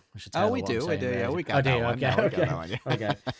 It sounds very northern. Like get the last and get the bread and butter. It does sound very British now that I think about it, but we do have it. Yeah. Maybe when we ran your country, we used to say it. So before we got kicked out for being a load of twats. I might need you to come back. Oh God, no, you don't want us to remember. No, we've never even fought a war apparently. So I tell you what, I'm a very unpatriotic person, but even that was like, really? We haven't run a war, JD? Okay. Again, this isn't the rest is politics. Yes. So yeah, but yeah, the that kind of intermittent guitar is great in there, and then they kind of go back to the original riff halfway through. They do that a lot. I've noticed where they'll do half a verse different, and then they'll come back to the original verse sound halfway through. It's a great moment. Second chorus is the same, I think, but I do love the end of the second chorus, the way it goes into the solo. That's a really good moment as well. That transition, that's a cool. The drum transition was so great there. Oh man. Yeah, it's really, really sort of a proper good moment. I mean, this song is a moment. I think you're right that it is a shame that the band haven't played it live, or that fans, it's kind of gone under the radar, because it is just a really cool rock song. Yeah. If maybe it lived in the shadow of Are You Mine. Yeah, honestly, talking about, we talked about the excitement before. I think it's a shame too about this not being represented. Part of it is maybe that time of coming out of a slower period of a bunch of love songs, beautiful love songs that have great lyrics. But again, this just kicks it. I can't. When you were talking about it's a moment and we're going into the bridge, like I just get naturally excited. It's just fun. It's a fun song when it pops into my mind. It's just, you almost want to do air drums to it, like you want to be a part of it in some way. It kind of get the feeling of the Are You Mine video in that sense. Yeah, you want to be like, exactly. Kicking the guitar out. Yeah. And that's how I felt about some of the Eagles of Death Metal songs that we talked about earlier. And that's how I feel about I Want You So Hard and Cherry Cola. Those two specifically, none of us. But yes, become a subscriber to hear us review that. Yeah. So yeah, fantastic solo, fantastic desert rock. Good solo. Yeah, one of the great solos that they have. The drums in this during the solo are fantastic as well. It's hard to pay attention to the solo when the drums are that good, like in the background, Yeah, really special drums in this. It is good. It is a shame. Maybe, yeah. What a live performance it would be. That's what's annoying about it. It would be a real moment of joy in the set. This also too, it feels a little. Well, no, definitely not. But it feels a little different too, because I remember they had done an interview where they were talking about how they felt like some of the solos from Suck It and See, they felt like it was a bit of a joke, like they were doing it as a kind of tongue-in-cheek kind of way. But maybe they see it differently, but I can see what they're saying about some of them, especially when we're talking about things like You and I and stuff. But I don't feel that way about this one. This one feels natural, or it feels like appropriate for what they're doing. Like, it doesn't feel like this is one of those tongue-in-cheek rock moments. It feels like they legit just wrote this rock song. Like Evil Twin, I guess. Yeah. Yeah. No, it does sound like legitimate. There's no piss taking or self-awareness. It's just a good rock song. There's nothing in the lyrics to suggest that either. It's just a straight up. And I think we'll get to the lyrics very soon, but I think these lyrics are kind of the introduction to AM lyrics. This and Are You Mine, obviously, but yeah. But it's it is a proper rock song that's well produced, well written, and has no piss taking silliness, as you may in it. It's just but I guess AM doesn't either. There's no real piss taking silliness in AM. It's all very, we're gonna make an actual hip hop rock album about the wee hours of the morning when things are always a little bit looser and a little bit more exciting, you may say. That's kind of it, isn't it? It's weird because it is a fine line, because again, we'll get into it with the lyrics, but I mean, I feel like there are lines, in things like Arabella, maybe even some here we'll point out, that like could be, or like it could, but they're not. They're, Well, like I feel like yeah. it's easily could have been, but it's not. It's yeah, it's different. I think what it is the difference is, so if you were to compare, say, to Don't Sit Down and this, Don't Sit Down, he's writing tongue-in-cheek, funny lyrics that are ridiculous for a rock song about what you wouldn't do. It's a comedy song, essentially. Yes. The AM, what lyrics you're referring to, they're witty, but also, like all good comedy, they're poignant. They're witty, but they make sense.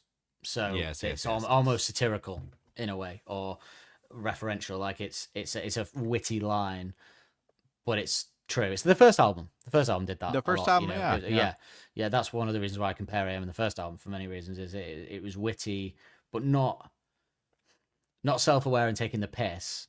Witty. I mean, it is. They are always like that, but like it's just a witty way. It's like a poem. It's like a funny poem. It's like how am I going to talk about this very real situation but make it funny? It's there is a stand-up element to the way Alex writes his lyrics sometimes, a comedic element where he's pointing out something and he's saying it in a funny way, but it's still poignant. Like when when a stand-up comedian really makes you think about something, like the whole, I don't know, the Jim Jeffries gun control routine in America, like poignant, hilarious, but also making a point. True. Yeah. And I think that's what the difference is. It's not just piss taking for piss taking. It's just a clever line in some of AM, but it still makes sense within the context of what the song's about, and the subject matter is to be taken seriously. I mean, not taken seriously. Obviously, it's just about shagging, but you know what I mean. Like taken seriously in that way. Like I think you're probably in Arabella referring to something like, I don't know. There's a lot of witty lines. I think Arabella is one of his wittiest songs, to be honest. But everything he says is true about finding someone attractive. There's truism there, but it can be funny and witty as well. So yeah, I mean that's the difference. It's not comedic, but yeah, it's a clever way of songwriting that he does, and there's a lot about Arabella, for example, the way he wrote that song that is interesting from a songwriting point of view as well. Some of the things that he's talked about in interviews, but we're not here to talk about that yet. But we will be soon. We will be in the heat of the summer. Isn't that? That's a Bowie song, isn't it? The heat of the morning. It's the Last Shadow Puppets cover too. Yeah.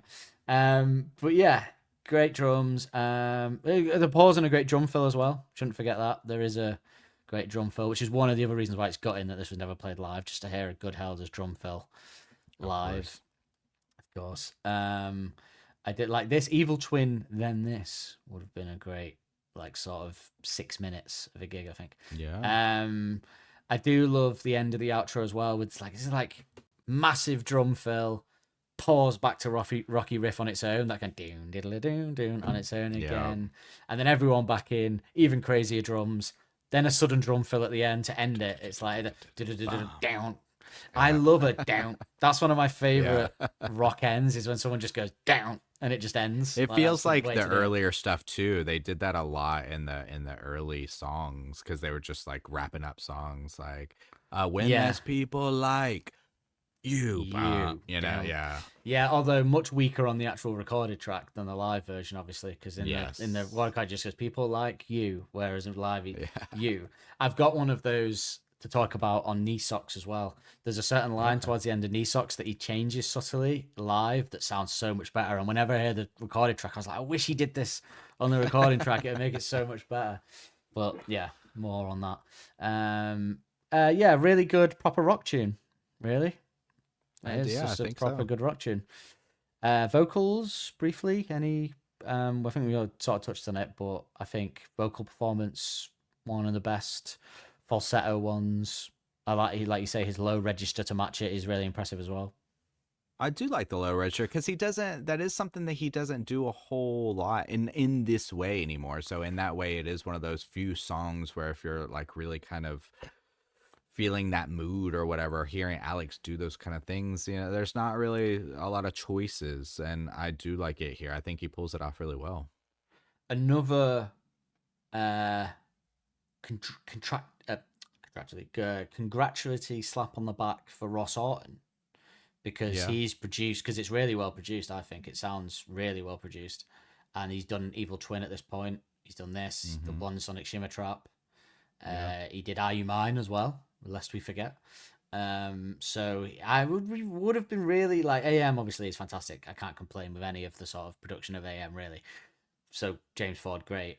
But I really would have loved to have heard an album at this time that Ross Orton did, maybe just to stay. I do sometimes wish that we would get a different producer just to hear, not that Just you know, to I don't know how see much it, influence they have, just to see what would have happened, you know.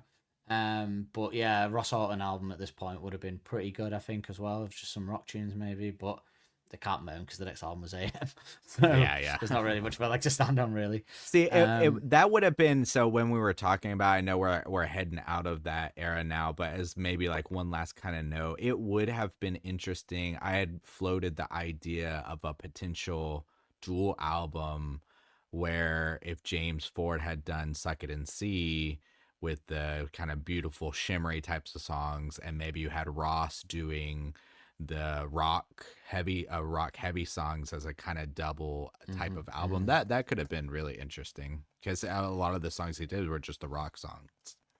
Yeah, they really were just a kind of rock. Do you remember when the Killers like released that Sawdust and it was just a kind of B-side album of all the songs that weren't on albums? They could have a really cool B-side album with maybe some songs that we don't know. But I'm still determined. The one thing I'm desperate, if we could use this podcast to try and get hold before AM, demos, before we me get too, to it. me too. Oh man, no, that demo of Why Do You Only Call Me When You're High, where it sounded like an Are You Mine style, like I would kill to listen to that. That is insane to me that there's a version of that where it's like I can't, yeah.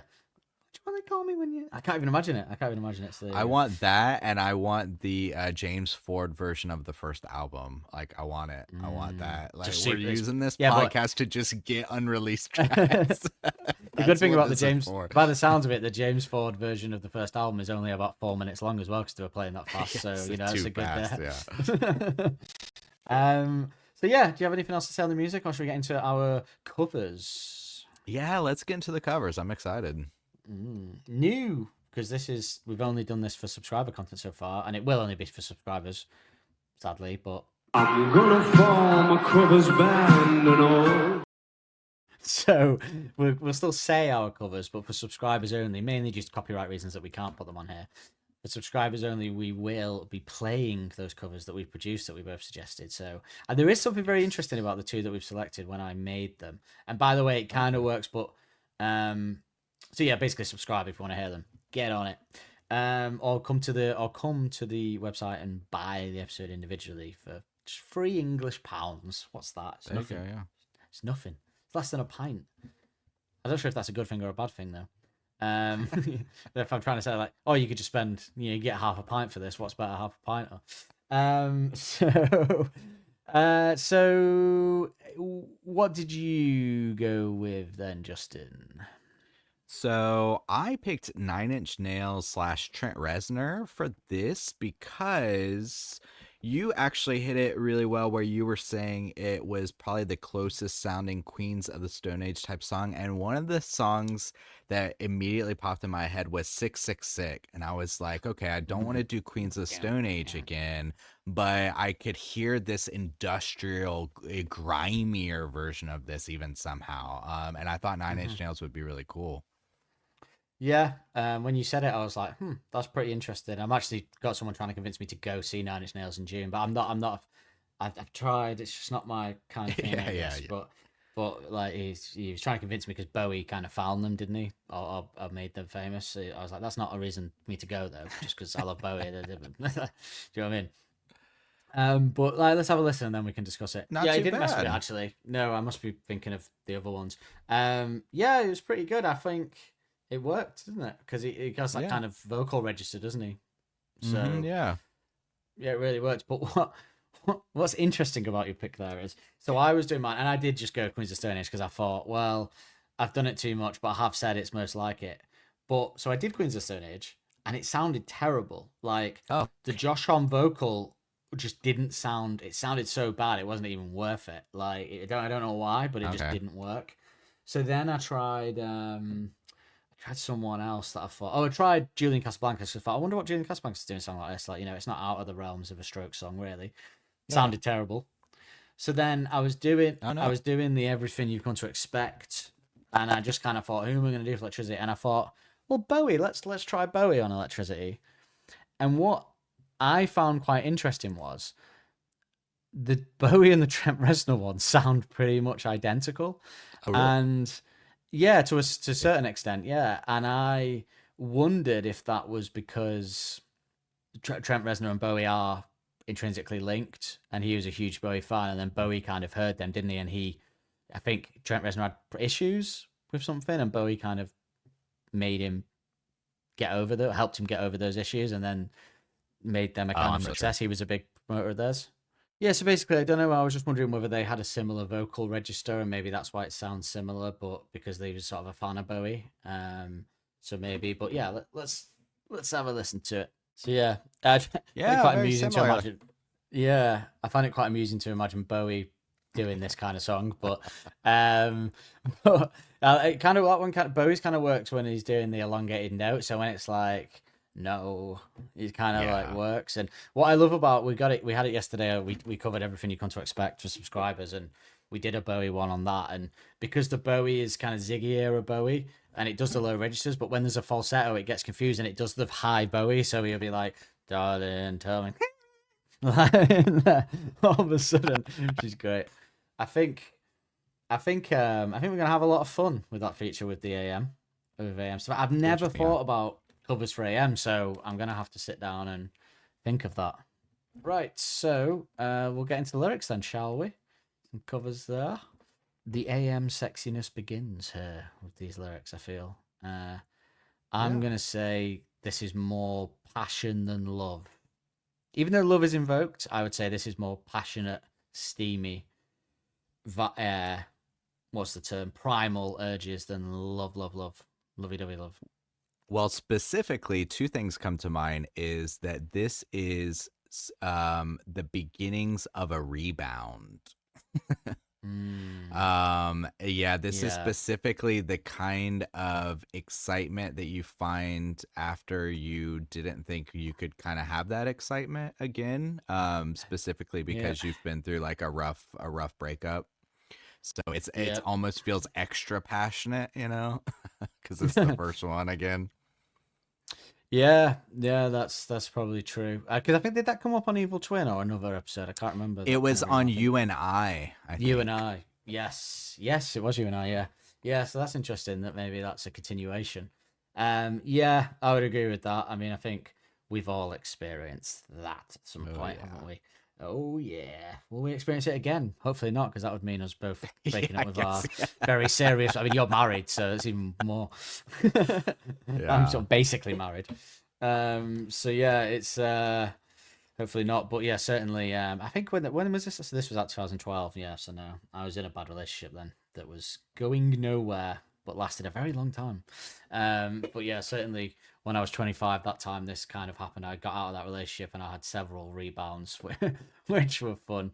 Not fun for the girls though, because they weren't in it for it to be a rebound. Well, that happens, doesn't it? Yeah. You know it's a rebound, but they don't think it's a rebound, Sure. and that's always awkward. So yeah, more it is passionate sex.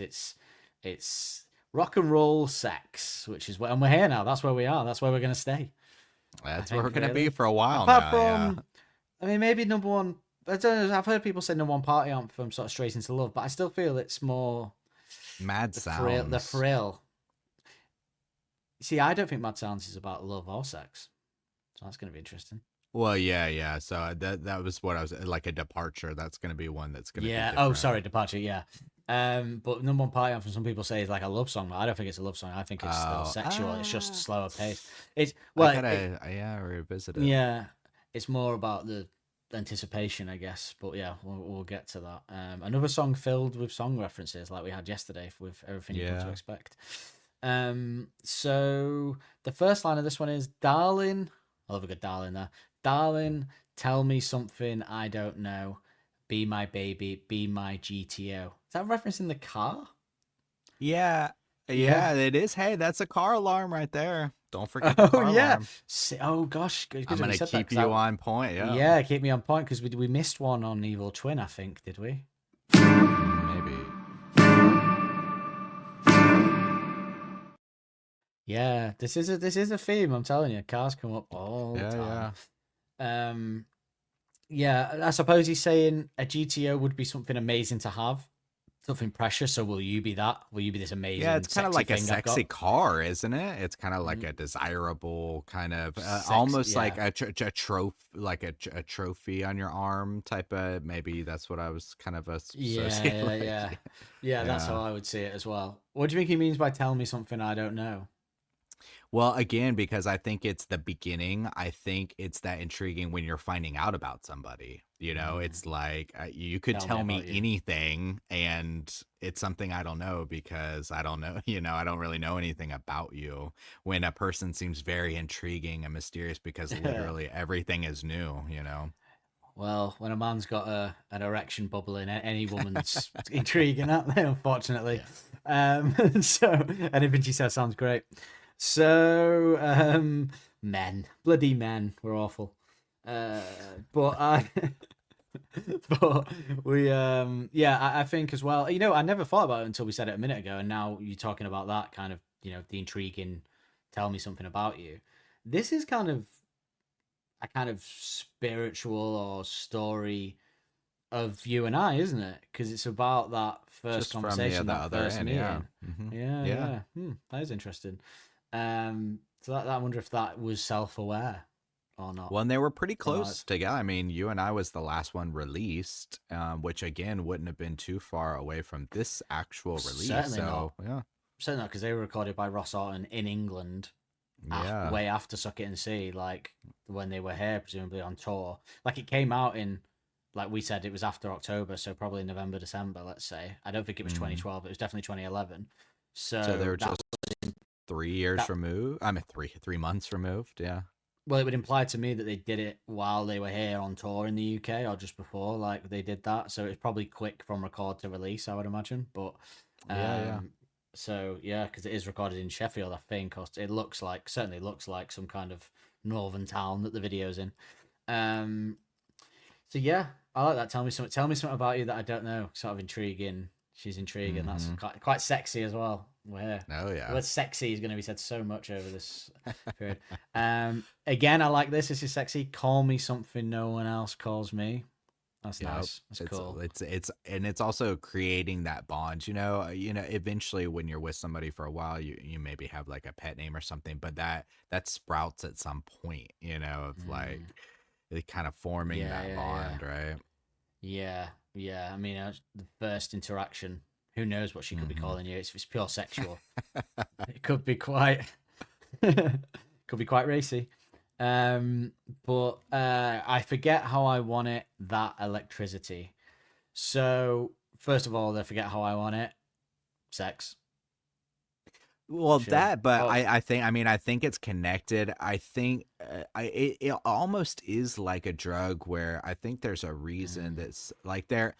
Sometimes people maybe like cheat in a relationship or in a way because of the relationship is bloody bad or they're bastards. fighting. But yeah, but there are people who, I mean, I could easily see this type of addiction to that early desire when you first meet someone. It's Oh such a yeah. particular feeling, and Yeah. I feel like if we're thinking about this person getting out of a relationship and feeling depressed, heartbroken, longing for that, but then this new excitement pops up, like, oh, I forgot, how kind of great this feels, just even without the sex removed, it's like, the exciting aspect. Mm. Yeah, no, look, I can give some insight on that because that was one of my main issues when I was younger was I was very great in the first 3 months of a relationship and then I was once that kind of thrill went, I used to struggle with not trying to look for that thrill elsewhere because I was Yeah. very invested in that exciting part where everything is intense and I'd always hmm struggle after that to maintain it. Thankfully not anymore, but it was that kind of immediate sex thrill. I was kind of hooked on that. Yeah, that kind of the wanting, I guess, being wanted. My Yeah. therapist would Yeah. probably say. So, but yeah, that and then that electricity, I suppose, is referring to that feeling that you get that Yeah. when you kiss someone for the first time or whatever, and hmm you get that tingly feeling all over, Oh yeah. that Oh yeah. electricity, yeah, that buzz. Which I think you get it in. I think when you're a bit more mature, you realize that you still get that in different ways in a long-term relationship. You know. Keep Not telling life can't. yourself that. No, I'm just kidding. Oh, I hope your wife's Whatever not you gotta listening, tell Justin. yourself, but no. But no, yeah, I agree. But yeah, you never get that. you- But life can't be like that, unfortunately, the whole time. And anyone who's in a relationship that pretends that every time when they've been with someone for like 3 years or 5 years that they walk in a room that you get that jolt that you got at the beginning is lying. But you do get a enjoyment from being with them that you do. I find when you're not with someone for a period of time that you have been for a long time, that's when you realize that you miss that feel. Yeah, it's more of a kind of constant feeling, I suppose, of contentment. Yeah. Over the sexual thrill, and I think when you're younger, it's easier to chase the thrill, I suppose. But I suppose that's what youth's for. That's what I always say. That's what youth's for. Don't we? I mean, yeah, fair enough. Experience it while you can. Yeah. Hey, all I'll say is most people that get most statistically marriages under the age of 25 ends in like 80% divorce, and I think there's a proud reason for that. Yeah, so I think it's easy to chase that, but yeah, anyway. But in this song, he's very much chasing that, so I guess it's irrelevant. Yeah. Phil. I would say the next passage, I'll read it in one, is one of the best. My heart was breaking and got left unlocked. Didn't see you sneak in, but I'm glad you stopped. So he's going a bit hard here over sex. This would imply that he's gone for the thrill and he didn't see it coming that she would get into his heart as well, that he would fall for her. She snuck in there, which also can happen quite easily as well. You think it's a rebound, or you think it's but yeah, they kind of stick around. Yeah, they get you. That's a similar line to one that's coming up in the first episode of AM as well. Very similar line in a similar world to that one. Yeah. So he's already on that track songwriting wise here. But yeah, I do love that kind of metaphor. I love it when he does a similar one in, like I say, but I love the way he puts it as like, he could just say my heart's breaking, I didn't see you, I didn't know I was going to fall for you, blah blah blah, songwriter. But the whole idea of it being left unlocked accidentally is a great it's a great metaphor for when you think you're after the thrill, but maybe part of you is also long in a relationship, so you kind of left your heart unlocked and she got in there without you realizing, and now you fell for her. What a great way of posing that phrase. He does that. This is one of the things that we'll talk about a lot in AM and it's something he said, so I'll just say it briefly because we'll talk about it specifically in Arabella. But he said he had John Lennon, I can't remember what this John Lennon song is, but there's a song, and Alex said John Lennon in that song, he takes a metaphor, he twists it, he puts it on its head, and then he puts it in another way, and that's what he was trying to do. And I think this is that kind of thing, very, very clever. I really liked it.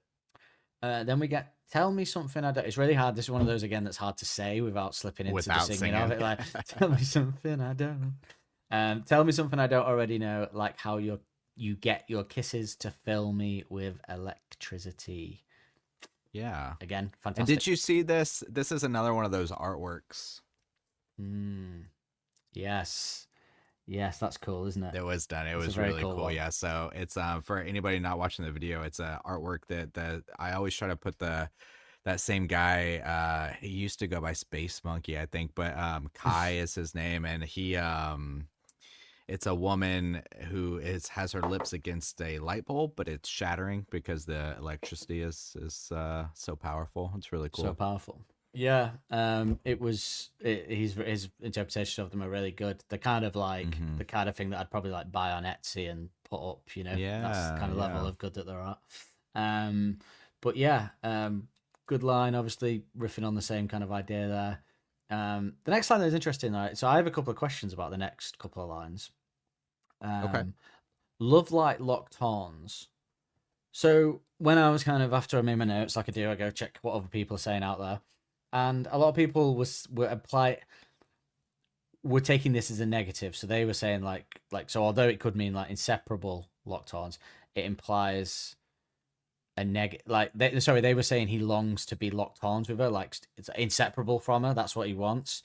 But for me, it implies a negative, locked horns. That isn't a good phrase. When you say you've locked horns with someone, it's about being in an argument with someone. It's not a good thing. 2 days locking horns. So for me, it goes into the category of studded leather headlock, love like an ache in the jaw, like a tongue in the nostril. He does this thing where he talks about love in a way where it's something that is, although a good thing, is also aching. It's painful. It's like studded leather headlock. It's like when love's so intense that it's too intense almost, and it's almost like when he says tongue in the nostril, I think he means like that kind of where you're like, ugh, like that. It's so intense that it's almost unsettling. The love to being that kind of intense, and I kind of categorize love like locked horns in that area of his songwriting. Of all the next ones, only one of them kind of stands out in a separate way. I took it more as the way he's almost like painting with the or no he is adding movement, like each one of these things, love like Lockhorns, love like dominoes, be my ebb and flow, it's almost adding this like it's like you can almost feel each one of these lines. So when I hear locked horns, it almost feel like I imagine when those like two rams or two giants come together, and it is seeming like a negative thing, but the thing that I take away from it with the accompanying lines is the kind of power behind it, I guess, or like the force behind it. It's kind of what I associate it with. That's a good one, because I didn't understand. I was going to ask you, I don't understand the love like dominoes line. I didn't understand what you meant by that, because dominoes are like falling over uncontrollably. Yeah, yeah. That's a good way that you've put it, because I was thinking, but that can't mean like, it kind of implies that there's multiple women, but that's not what the song's about. But like, so it's a force, an uncontrollable force. So the two rams put in an uncontrollable force towards each other. Dominoes are falling uncontrollably, and ebb and flow is obviously uncontrollable wave. There is a line in the middle of that, but yeah, no, I actually like that. I think that's a good. It's a force that you can't control once it gets you, and that is true. Once that kind of hits you, once you're wrapped up in a passionate and kind of like embrace, it's very hard to get out of that, isn't it? So yeah, no, I like that. That's good. That's a good one, because I was really confused by. I was going to ask you the dominoes line. I don't understand what he's referencing there, because dominoes are kind of like things falling into each other and knocking each other over. So yeah, the force element I didn't think of. That, and with to double off the dominoes lines, I also think imagine stacking up a bunch of dominoes, and in that way they're kind of like tidy and in control, I guess, in a state of staticness.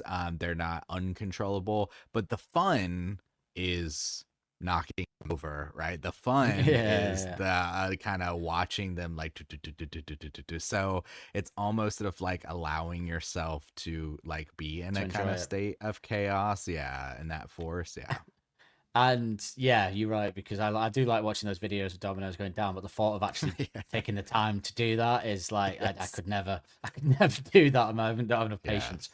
But let me ask you then, under that, about of it being about a force, then the love as a force, where do you think the metaphor of "Be My Midnight" slips into that in between it? Do you think it's a departure, or do you think he's talking about the way that midnight as a force, everything changes at midnight in the early hours, and that's what AM is about, obviously. So perhaps I think it's kind of about setting that tone. Yeah, because if you're talking about uncontrollable forces, when I've had that, when you're out and you're drunk and everything seems possible between after midnight. Anything could happen that night, and all of a sudden it's 5 a.m. and you're like, fuck, I need to go to bed. But anything's possible in the wee hours. So yeah, I like that "Be My Midnight" being put in there as well, because I didn't understand why you kind of threw that in, other than it's sexy AM midnight time, obviously. But it does make sense. It is a precursor, because AM is about that. That's why it's called AM. It's obviously double meaning of Arctic Monkeys and also the AM. It's about the AM hours. Oh man, I'm already getting excited about getting excited. I'm getting excited about those wee hours. God. So "Be My Ebb and Flow." I forget how I want. Oh, sorry. "Be My Ebb and Flow." Sorry, I forget how I want it. how it crept up on me, it takes over electricity. So he's kind of I like the way the chorus, he adds another line each time. So this time it's like how it crept up on me. Again, I guess it's that thing of how he didn't see it coming, the rebound, but it's got him, crept up on him. It's interesting that the heart line takes it to a different place in that, you know, this is about a rebound, intense sex, but there is an element of him falling for her. So is the crept up on me the fact that he crept up on him, that he's actually fallen for her and it's not just sexual rebound, perhaps? But where it it's could be. placed with it takes over, because you could say, and I don't prescribe to this, but you could say, how it crept up on me, it takes over electricity, could imply that her creeping up, getting into his heart, the love has taken over the electricity, initial passion.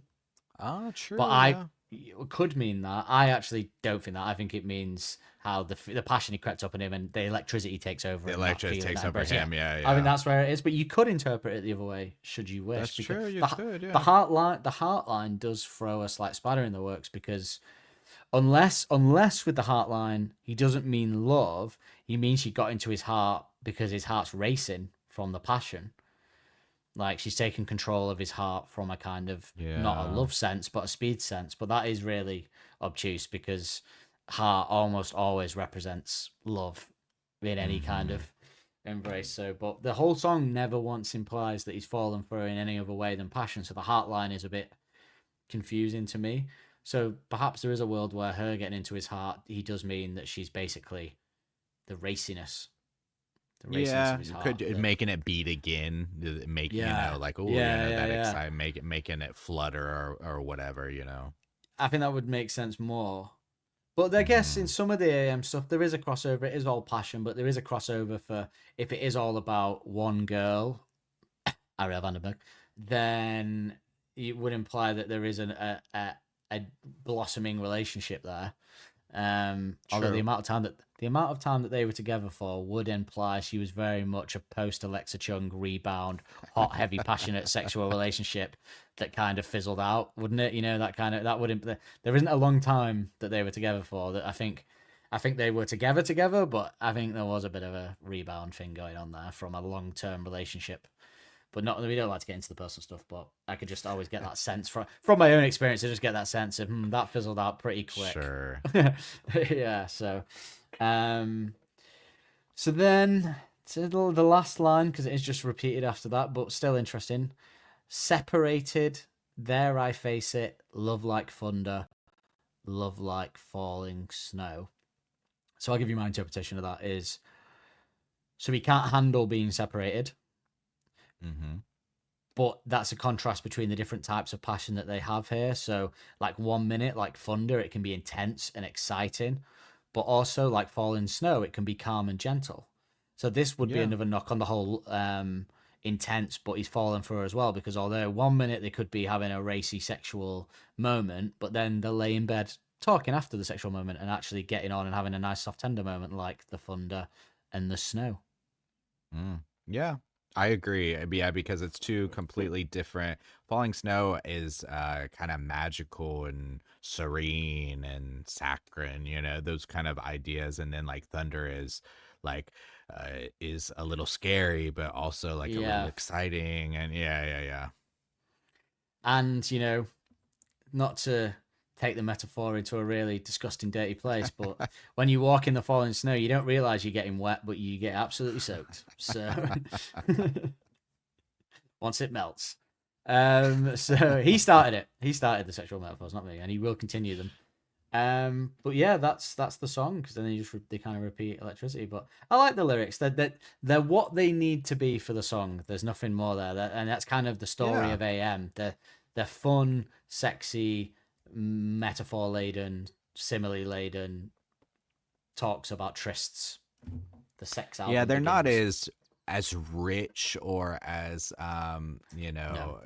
able to dive into as the stuff from Suckin' and See, but they're rewarding. Yeah, and I think AM will be that kind of vibe, like the first album, where they're not necessarily too much to dig into from a kind of deep sense, but it's more going, oh, look how clever that is, what he did there, and witty and stuff. So, but it's more appreciating turners of phrase. Yeah, if you yeah, will. yeah. So yeah, that's what the AM will be, and we've started here in style. So yeah, that's the song. Great. It gets a top marks from me. This song all round, really. Um, I do have a little shipping forecast thing. There's something that because we were off air, we didn't get to discuss. But Listening to the shipping forecast. there's been quite a few things, to be fair, with all the different couples and stuff. But I don't know if you saw, but Louise posted a. Is Louise not Louisa, isn't it? Louise, yeah. Louise posted a couple of pictures of Alex and a very loving note attached to it in French about Alex. So I converted it from French to English for us to read. So the title is "Loving You, Loving Us." It is obviously never a matter of a specific day, a celebration, or an occasion. It is never a question of symbols or duties. Between us, it is more than that. The idea of knowing that we have life ahead of us to love each other gives me a deep warmth down there, low in my belly. My body does not forget. I know you by heart, my love. I could draw your creases in the dark. I could guess your dreams in the early morning because you have become a habit of mine, leaving room for surprises, creating space, and tending to our garden.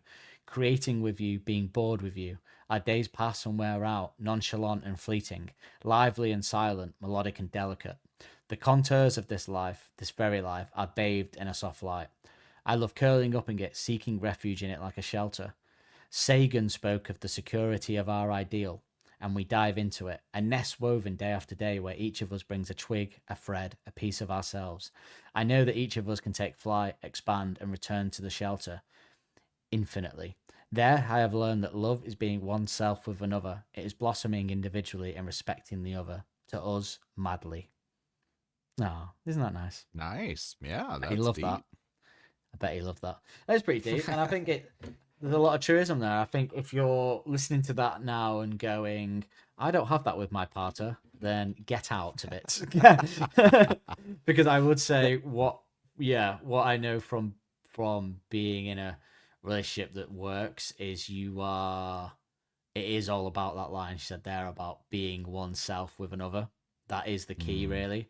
And I've had a lot of relationships where you're not comfortable being your true self around them, Sure. and Yeah. that's never a good sign. So when you slip into that kind of comfortableness and being yourself, and also there's a lot of nice stuff there that's quite relatable, I suppose. I might steal that for my wedding speech. No one will know because no one follows her except Gotta translate it. But I like the idea of the twig line too, of like each day. You know, you think of like, I don't know, some people treat a relationship like like a I do this for you, you do this for me. But like the idea is like, oh, you do these small little things, you do this little thing, and it builds this home, or it builds this thing together. That's a cool metaphor, actually.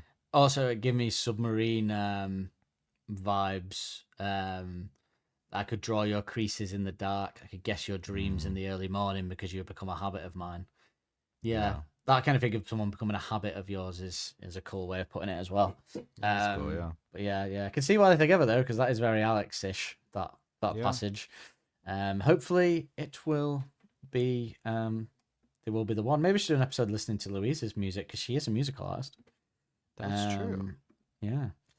As is Helda's wife, I believe. I believe she is also a musical artist. So maybe we should do an episode of the music of the wives of The Arctic ladies, Monkeys. Yeah, the real housewives of Arctic Monkeys. Oh, we might need to be careful though. We might not like it, and we can't criticize it. Yeah, that's true. Yeah. Well, we just won't have to air it if it doesn't work. Yeah. Yeah, you'll never know.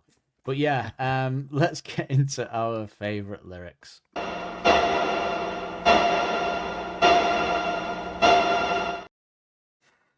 I'm going to go with my heart was breaking and got left unlocked. Didn't see you sneak in, but I'm glad you stopped. Oh, sorry, we didn't. Does he beat? Sorry, sorry. It just occurred to me that we didn't talk about it in the episode. Apologies, but in the episode in a moment ago, he didn't see her sneak in, but he's glad she stopped. Does he mean that she stopped in his heart, as in that she you know, where you say that someone stopped by, Or does he mean he's glad that she stopped fully going into his heart and kept the passion and the sort of reboundiness of it? You see, there's two ways of reading that, isn't there? Because you would say He's always stop got, by. yeah. He Stop always leaves a by, bit of yeah. ambiguity, doesn't he, to make you That's true. And ponder both it. of the lines where he did that have that same feel, where it could go either way. Either way, That's yeah. interesting. Yeah, He's so clever, good. isn't he? That bloody He's so Alex. good. Yeah. If anyone hasn't gathered, that's our opinion by now. Then, Yeah. but yeah, okay. Well, that brings another level to it. I quite like that idea that but he's glad that she didn't go the full way because he does just want it to remain a passionate rebound. Yeah, I like that idea. What's the line after it actually? Because he doesn't slip another word in to make it less ambiguous, does he? Glad you No, stopped. tell me Tell me something. something I don't. Yeah. Oh, It's just a okay, tell no, me. so it's not. Yeah. Okay, well, what's your favorite line then? I ended up going with the Love Like Thunder, Love Like Falling Snow. I also love the vocal performance on that one too. It adds kind of a love like the backing, but like it feels I don't know, I Yeah. like the falling snow particularly. But and then I really do like the Tell Me Something I Don't Already. So I put it all together. Love Like Thunder, Yeah. Love Like Falling Snow, Tell Me Something I Don't Already Know.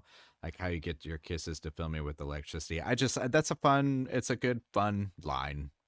Yeah, and on the vocal performance again, for mine, the didn't see you sneaking, but I'm glad you stopped. That's really cool. I really like that. Yeah, really good, well put together vocals on this one. But yeah, no, it's got some good lines. It's got some. They're not up there, but they're good as ever. He never really disappoints.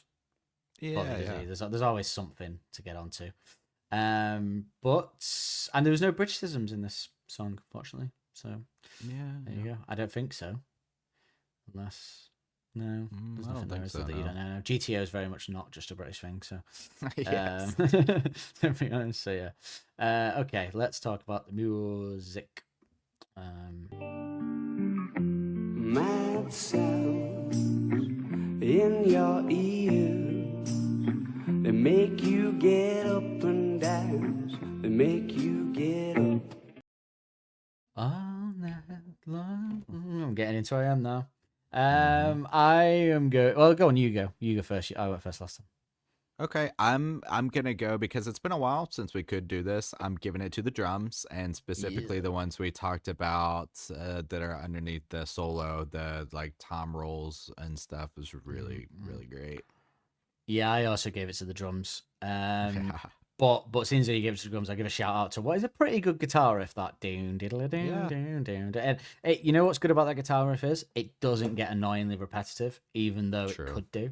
Like they Yeah. perfectly make it so that it doesn't. But I think that's the genius of instruments dropping out and drums vamping up and stuff. You forget that you're just listening to the same riff. It's somewhat I've talked about on the Shadow Puppets with the strings, like Aviation or something, where it's essentially the same guitar riff the whole way through, but because of the way the strings are coming in and out, you don't realize that it's like you don't. It does in your head. It gets a pass almost psychologically because there's other stuff going on. So yeah, I like the way they do that. They're pretty good at getting away with that, really. I do have a question for you. I have one for you too. Ooh. She flicks a red hot revelation off the tip of her tongue. I wonder if we have the same question. I'll let you go first. Maybe. Well, I was actually thinking we're in a kind of weird situation here. But it's going to be the same question. I can feel it already. I know. Well, I was going to say we do need to implement it in some way because we don't have too many opportunities left. But yeah, I'm treating this one, like a B-side. Exact same question I was going to ask you.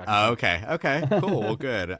Yeah, maybe we'll make a bump for it. It's weird though because typically you talk about the album first, so you kind of know which songs are the other person's kind of like weakest songs, but we don't know that at this point. But I like the way that we posed them in the last era of, if electricity was on the album, would you? I would probably say something like, okay, if electricity was on the album, would you replace it with Mad Sounds if Mad Sounds was a B-side, for instance? Oh, no, it's a different question I was going to ask. Oh, different question then. So, yeah. Okay, so to answer yours, would I replace it with on AM? You mean? Yeah. So if electricity, yeah. So we got to do like the B-side prompt. I see. See, my questions. You've now sparked another question as well. I don't know. No, because I think you need a rest. That it's too fast for AM. Okay. Because I actually think IU Mine is at an even slower tempo. Even though it's a rock song, it's not a like live. Maybe they up it a register, but the actual track it is fast, but it's not like fast. It's not like IDST or this or something. But I don't think I would have number one party anthem this and then what's after Mad Sounds? Is it Fireside? Fireside. I personally like that you've got this opening of Dirty Rock slow, then you've got Are You Mine, despite me not wishing they'd done another song and put it on the album, and then you've got this kind of hip hop, well, it is hip hop tune, One for the Road, and then you start another similar One for the Road of Arabella, but then you hit with a War Pigs chorus, and then you slip into a fast glam rock song with a Want It All, and then to suddenly break into a bit of a lull, but a melodic, nice break. I like that transition from number one party anthem, Mad Sounds, and then picking it up slightly with Fireside. I mean, Fireside, I think, is a very underrated, well put together song, but I like it because they all keep the sexy. Well, maybe not Mad Sounds, but particularly Fireside. I see Fireside, even though it's very different to the others, it's a very sexy song still. I think it's it gives you that feel. So I like that. I wouldn't change it. No, I wouldn't put it because I'd be find it weird for Electricity to be there because it's too fast. Because what would be after that? Then you'd have, and maybe it would get away with. The only one it could get away with is After I Want It All. Really, take Mad Sounds out and have maybe you could get away with I Want It All, Electricity, then number one party anthem, then Fireside, and do it that way and take out Mad Sounds. But yeah, but I like Mad Sounds, so I'm not opposed to it. But Yeah, it that's why it's kind of hard. Yeah. That's why it's kind of hard to ask at this point because typically I would ask you after we've covered the main songs and I would kind of know which song you kind of like the least, you know. So then I would pose it in that way. And maybe still even if you like Mad Sounds you like it at least, but I don't know yeah, what song I like the least, you know. I don't know what song I like the least yet. We're gonna have to cover it and find out because I don't know myself. It may be that one becomes the least out of Forfeit, like All My Own Stunts did, because although I don't think it's a perfect album like a lot of people do. I think it's nothing really annoys me that much on it. Like, oh no, I do know what I hate on it. Yeah, sorry, I really don't like a song on it. So yeah, and a song that other people love. So yes, there is a song. Yeah. Would you replace it with Snap Out of It then? Yes. Yeah, I'm not a big Snap Out of It fan. You know why? And I will save for discussion for the episode, but the backing vocals remind me of like Oompa Loompas, and that has always stayed with me. And I can't hear it, you know, that kind of. I probably just ruined it for everyone now, but the way Helders does those, I can imagine like Oompa Loompa Dumpy, and I just can't take it seriously now.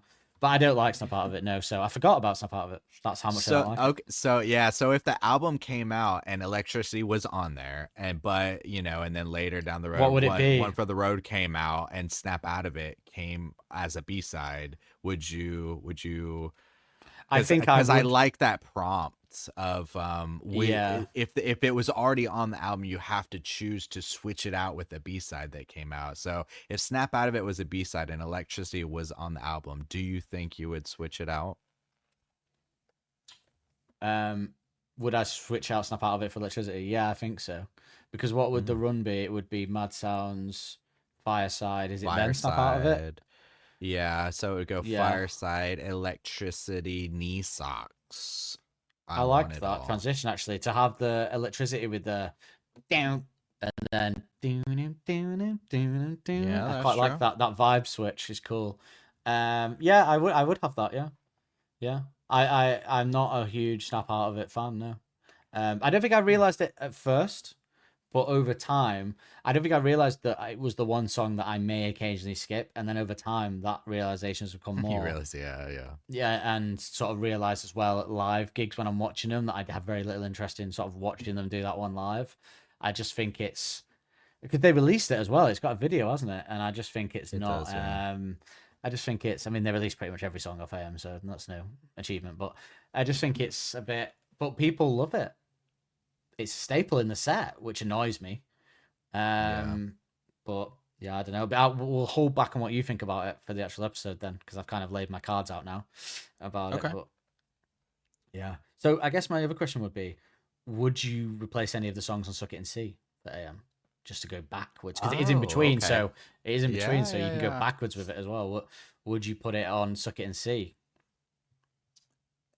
Honestly, no, not necessarily. I always, we talk about my crazy Frankenstein albums. I Hmm. always listened to this song with AM songs. Always. I don't think it would I wouldn't like it on Suck It and See for the same reason I don't really like Library Pictures on Suck It and See.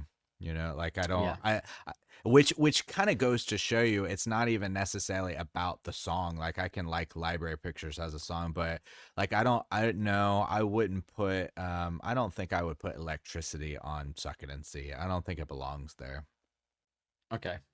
I wouldn't either. No, I don't think it belongs there. I Yeah. think at this point, uh, things had moved on. It was a very quick move Yeah, on, yeah, but yeah. things had moved on quite quickly into this era, and it does feel like Yeah. it leans more towards the AM era. But if it was released in eligibility for Suck It and See, because if this had been released as a kind of B side for Suck It and Mhm. See, Mhm. my original question was going to be if this had been eligible for our B sides list of 5 songs that we did, the B sides for Suck It and See, where do you think you Mhm. would have placed it? I would have placed it not above Evil Twin, but it would have been above IDST, Blonde Sonic. So I think I would have put it second in my list of I B agree with sides. that. We would have still had we had the same B-side list and we would still have Yeah, the same yeah, it would have gone Evil Twin, Electricity, Blondo Sonic. Yeah. Sonic, yeah, IDST, I agree, yeah. yeah, Little Illusion Machine, you and I, Little Illusion Machine. So yeah, that's kind of where it perfectly sits. It's definitely not better than Evil Twin, but it's up there. Okay, now the interesting question is we can't say where we would put it in our AM list, but on the AM wrap up, perhaps we could say where we would put it in our AM B side list of Yeah, yeah, yeah. 3 songs. Is it 3 songs? 2013 Stop the World. No, there's 4 if we count You're this so one. you're so You're So dark, and then Dark. this one, Yeah. yeah. Well, we won't count it, but then we'll add it anyway as an extra side when we do it. But yeah, there you go. I think the fact that way we've talked about it means that for us it's a hit of a B side, Yeah. and will our placements in the overall list will be interesting. The question is when we do our 5 album mark, is this eligible or not? No, because it's a B side. We said we'd keep the B sides out of it, didn't we? Oh, it's only the album tracks. Okay. Yeah, because we can do our when we've done the other 2 But albums, this we can is do our definitely a full B-side lists. for sure. Yeah. I gotcha. Yeah, yeah. Okay. Well, yeah, we'll just do the albums for that because then it leaves a bit of ambiguity of where we're going to put the car and Tranquility and where we're going to put the B Mhm. sides as well. So, yeah. True, true. And that isn't our own list. That's just we're going to do a joint list and try and agree on what that list should be of the 5 albums, which could be I think I like have a good I, system that could help us there. Yeah, I think that's going to be so. like 2 recordings and have to be released over like a month. I think by the time we've actually Probably, figured that yeah. one out, probably. But yeah, that'll be fun. That'll be the end of AM anyway. We've got a long way to go Yeah. before then. That'll be in September. That'll be around my birthday, so you have to be nice and let me have Suck It and See as number 1. So Whoa, now, whoa. whoa, now when's your birthday? We don't know when December. your birthday is. December. Oh, okay, okay. So yeah, wow.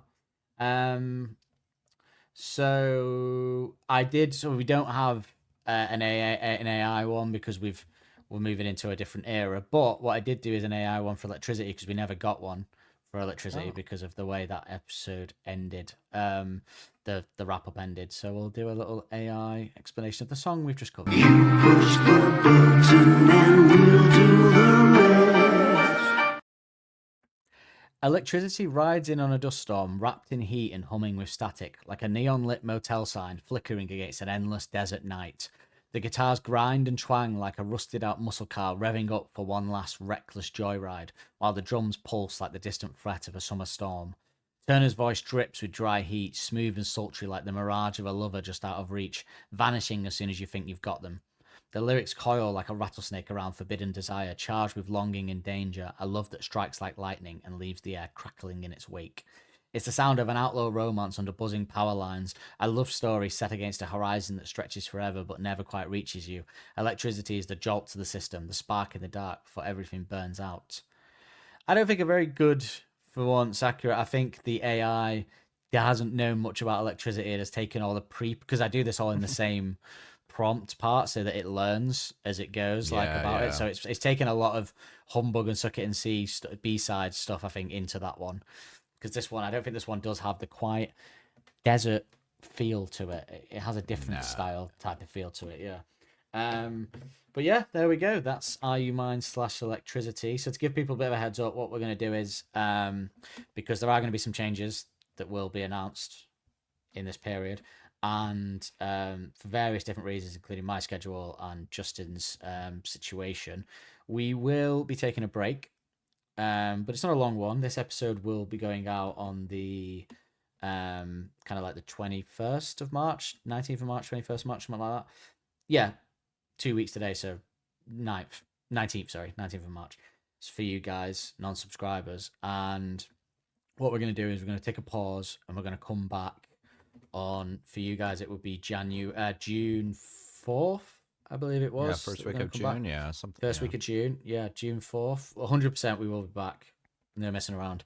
And for Do I Want to Know, which I think is good, because although like maybe you didn't want to break, I think to pause it after you've just listened to quite a lot of content over the last few months, to put a pause in it, readjust, and come back for the summer with AM is going to be pretty fun, I think, all around. Like there could be some great watch alongs with subscribers as well in the summer heat and stuff like that. So I think that's going to be pretty cool. And we're going to probably design some different stuff for the episodes and stuff. So yeah, we will be back then, but we will be pausing it just for a couple of months. And but I'm very much excited. AM sexy summer, yeah. Get ready, get excited. This has got me amped now. I almost don't want to take a break, but we go.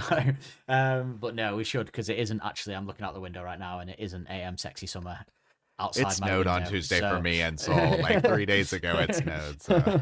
No, it's not AM sexy summer right now. It's bright, which means in England people are wearing shorts and sunglasses for some reason, but it's very cold still. So. So it's we will be back when the sun is shining. Hopefully, the sun is shining and the weather is hot. To quote that song that I can't remember who it's by, but we will be back then. So Justin, I will see you in the summer heat. Yes, Korea get pretty tasty in the summer. It does. Korea pretty good in the summer. Not necessarily June, but July, August. Oof, it's hot.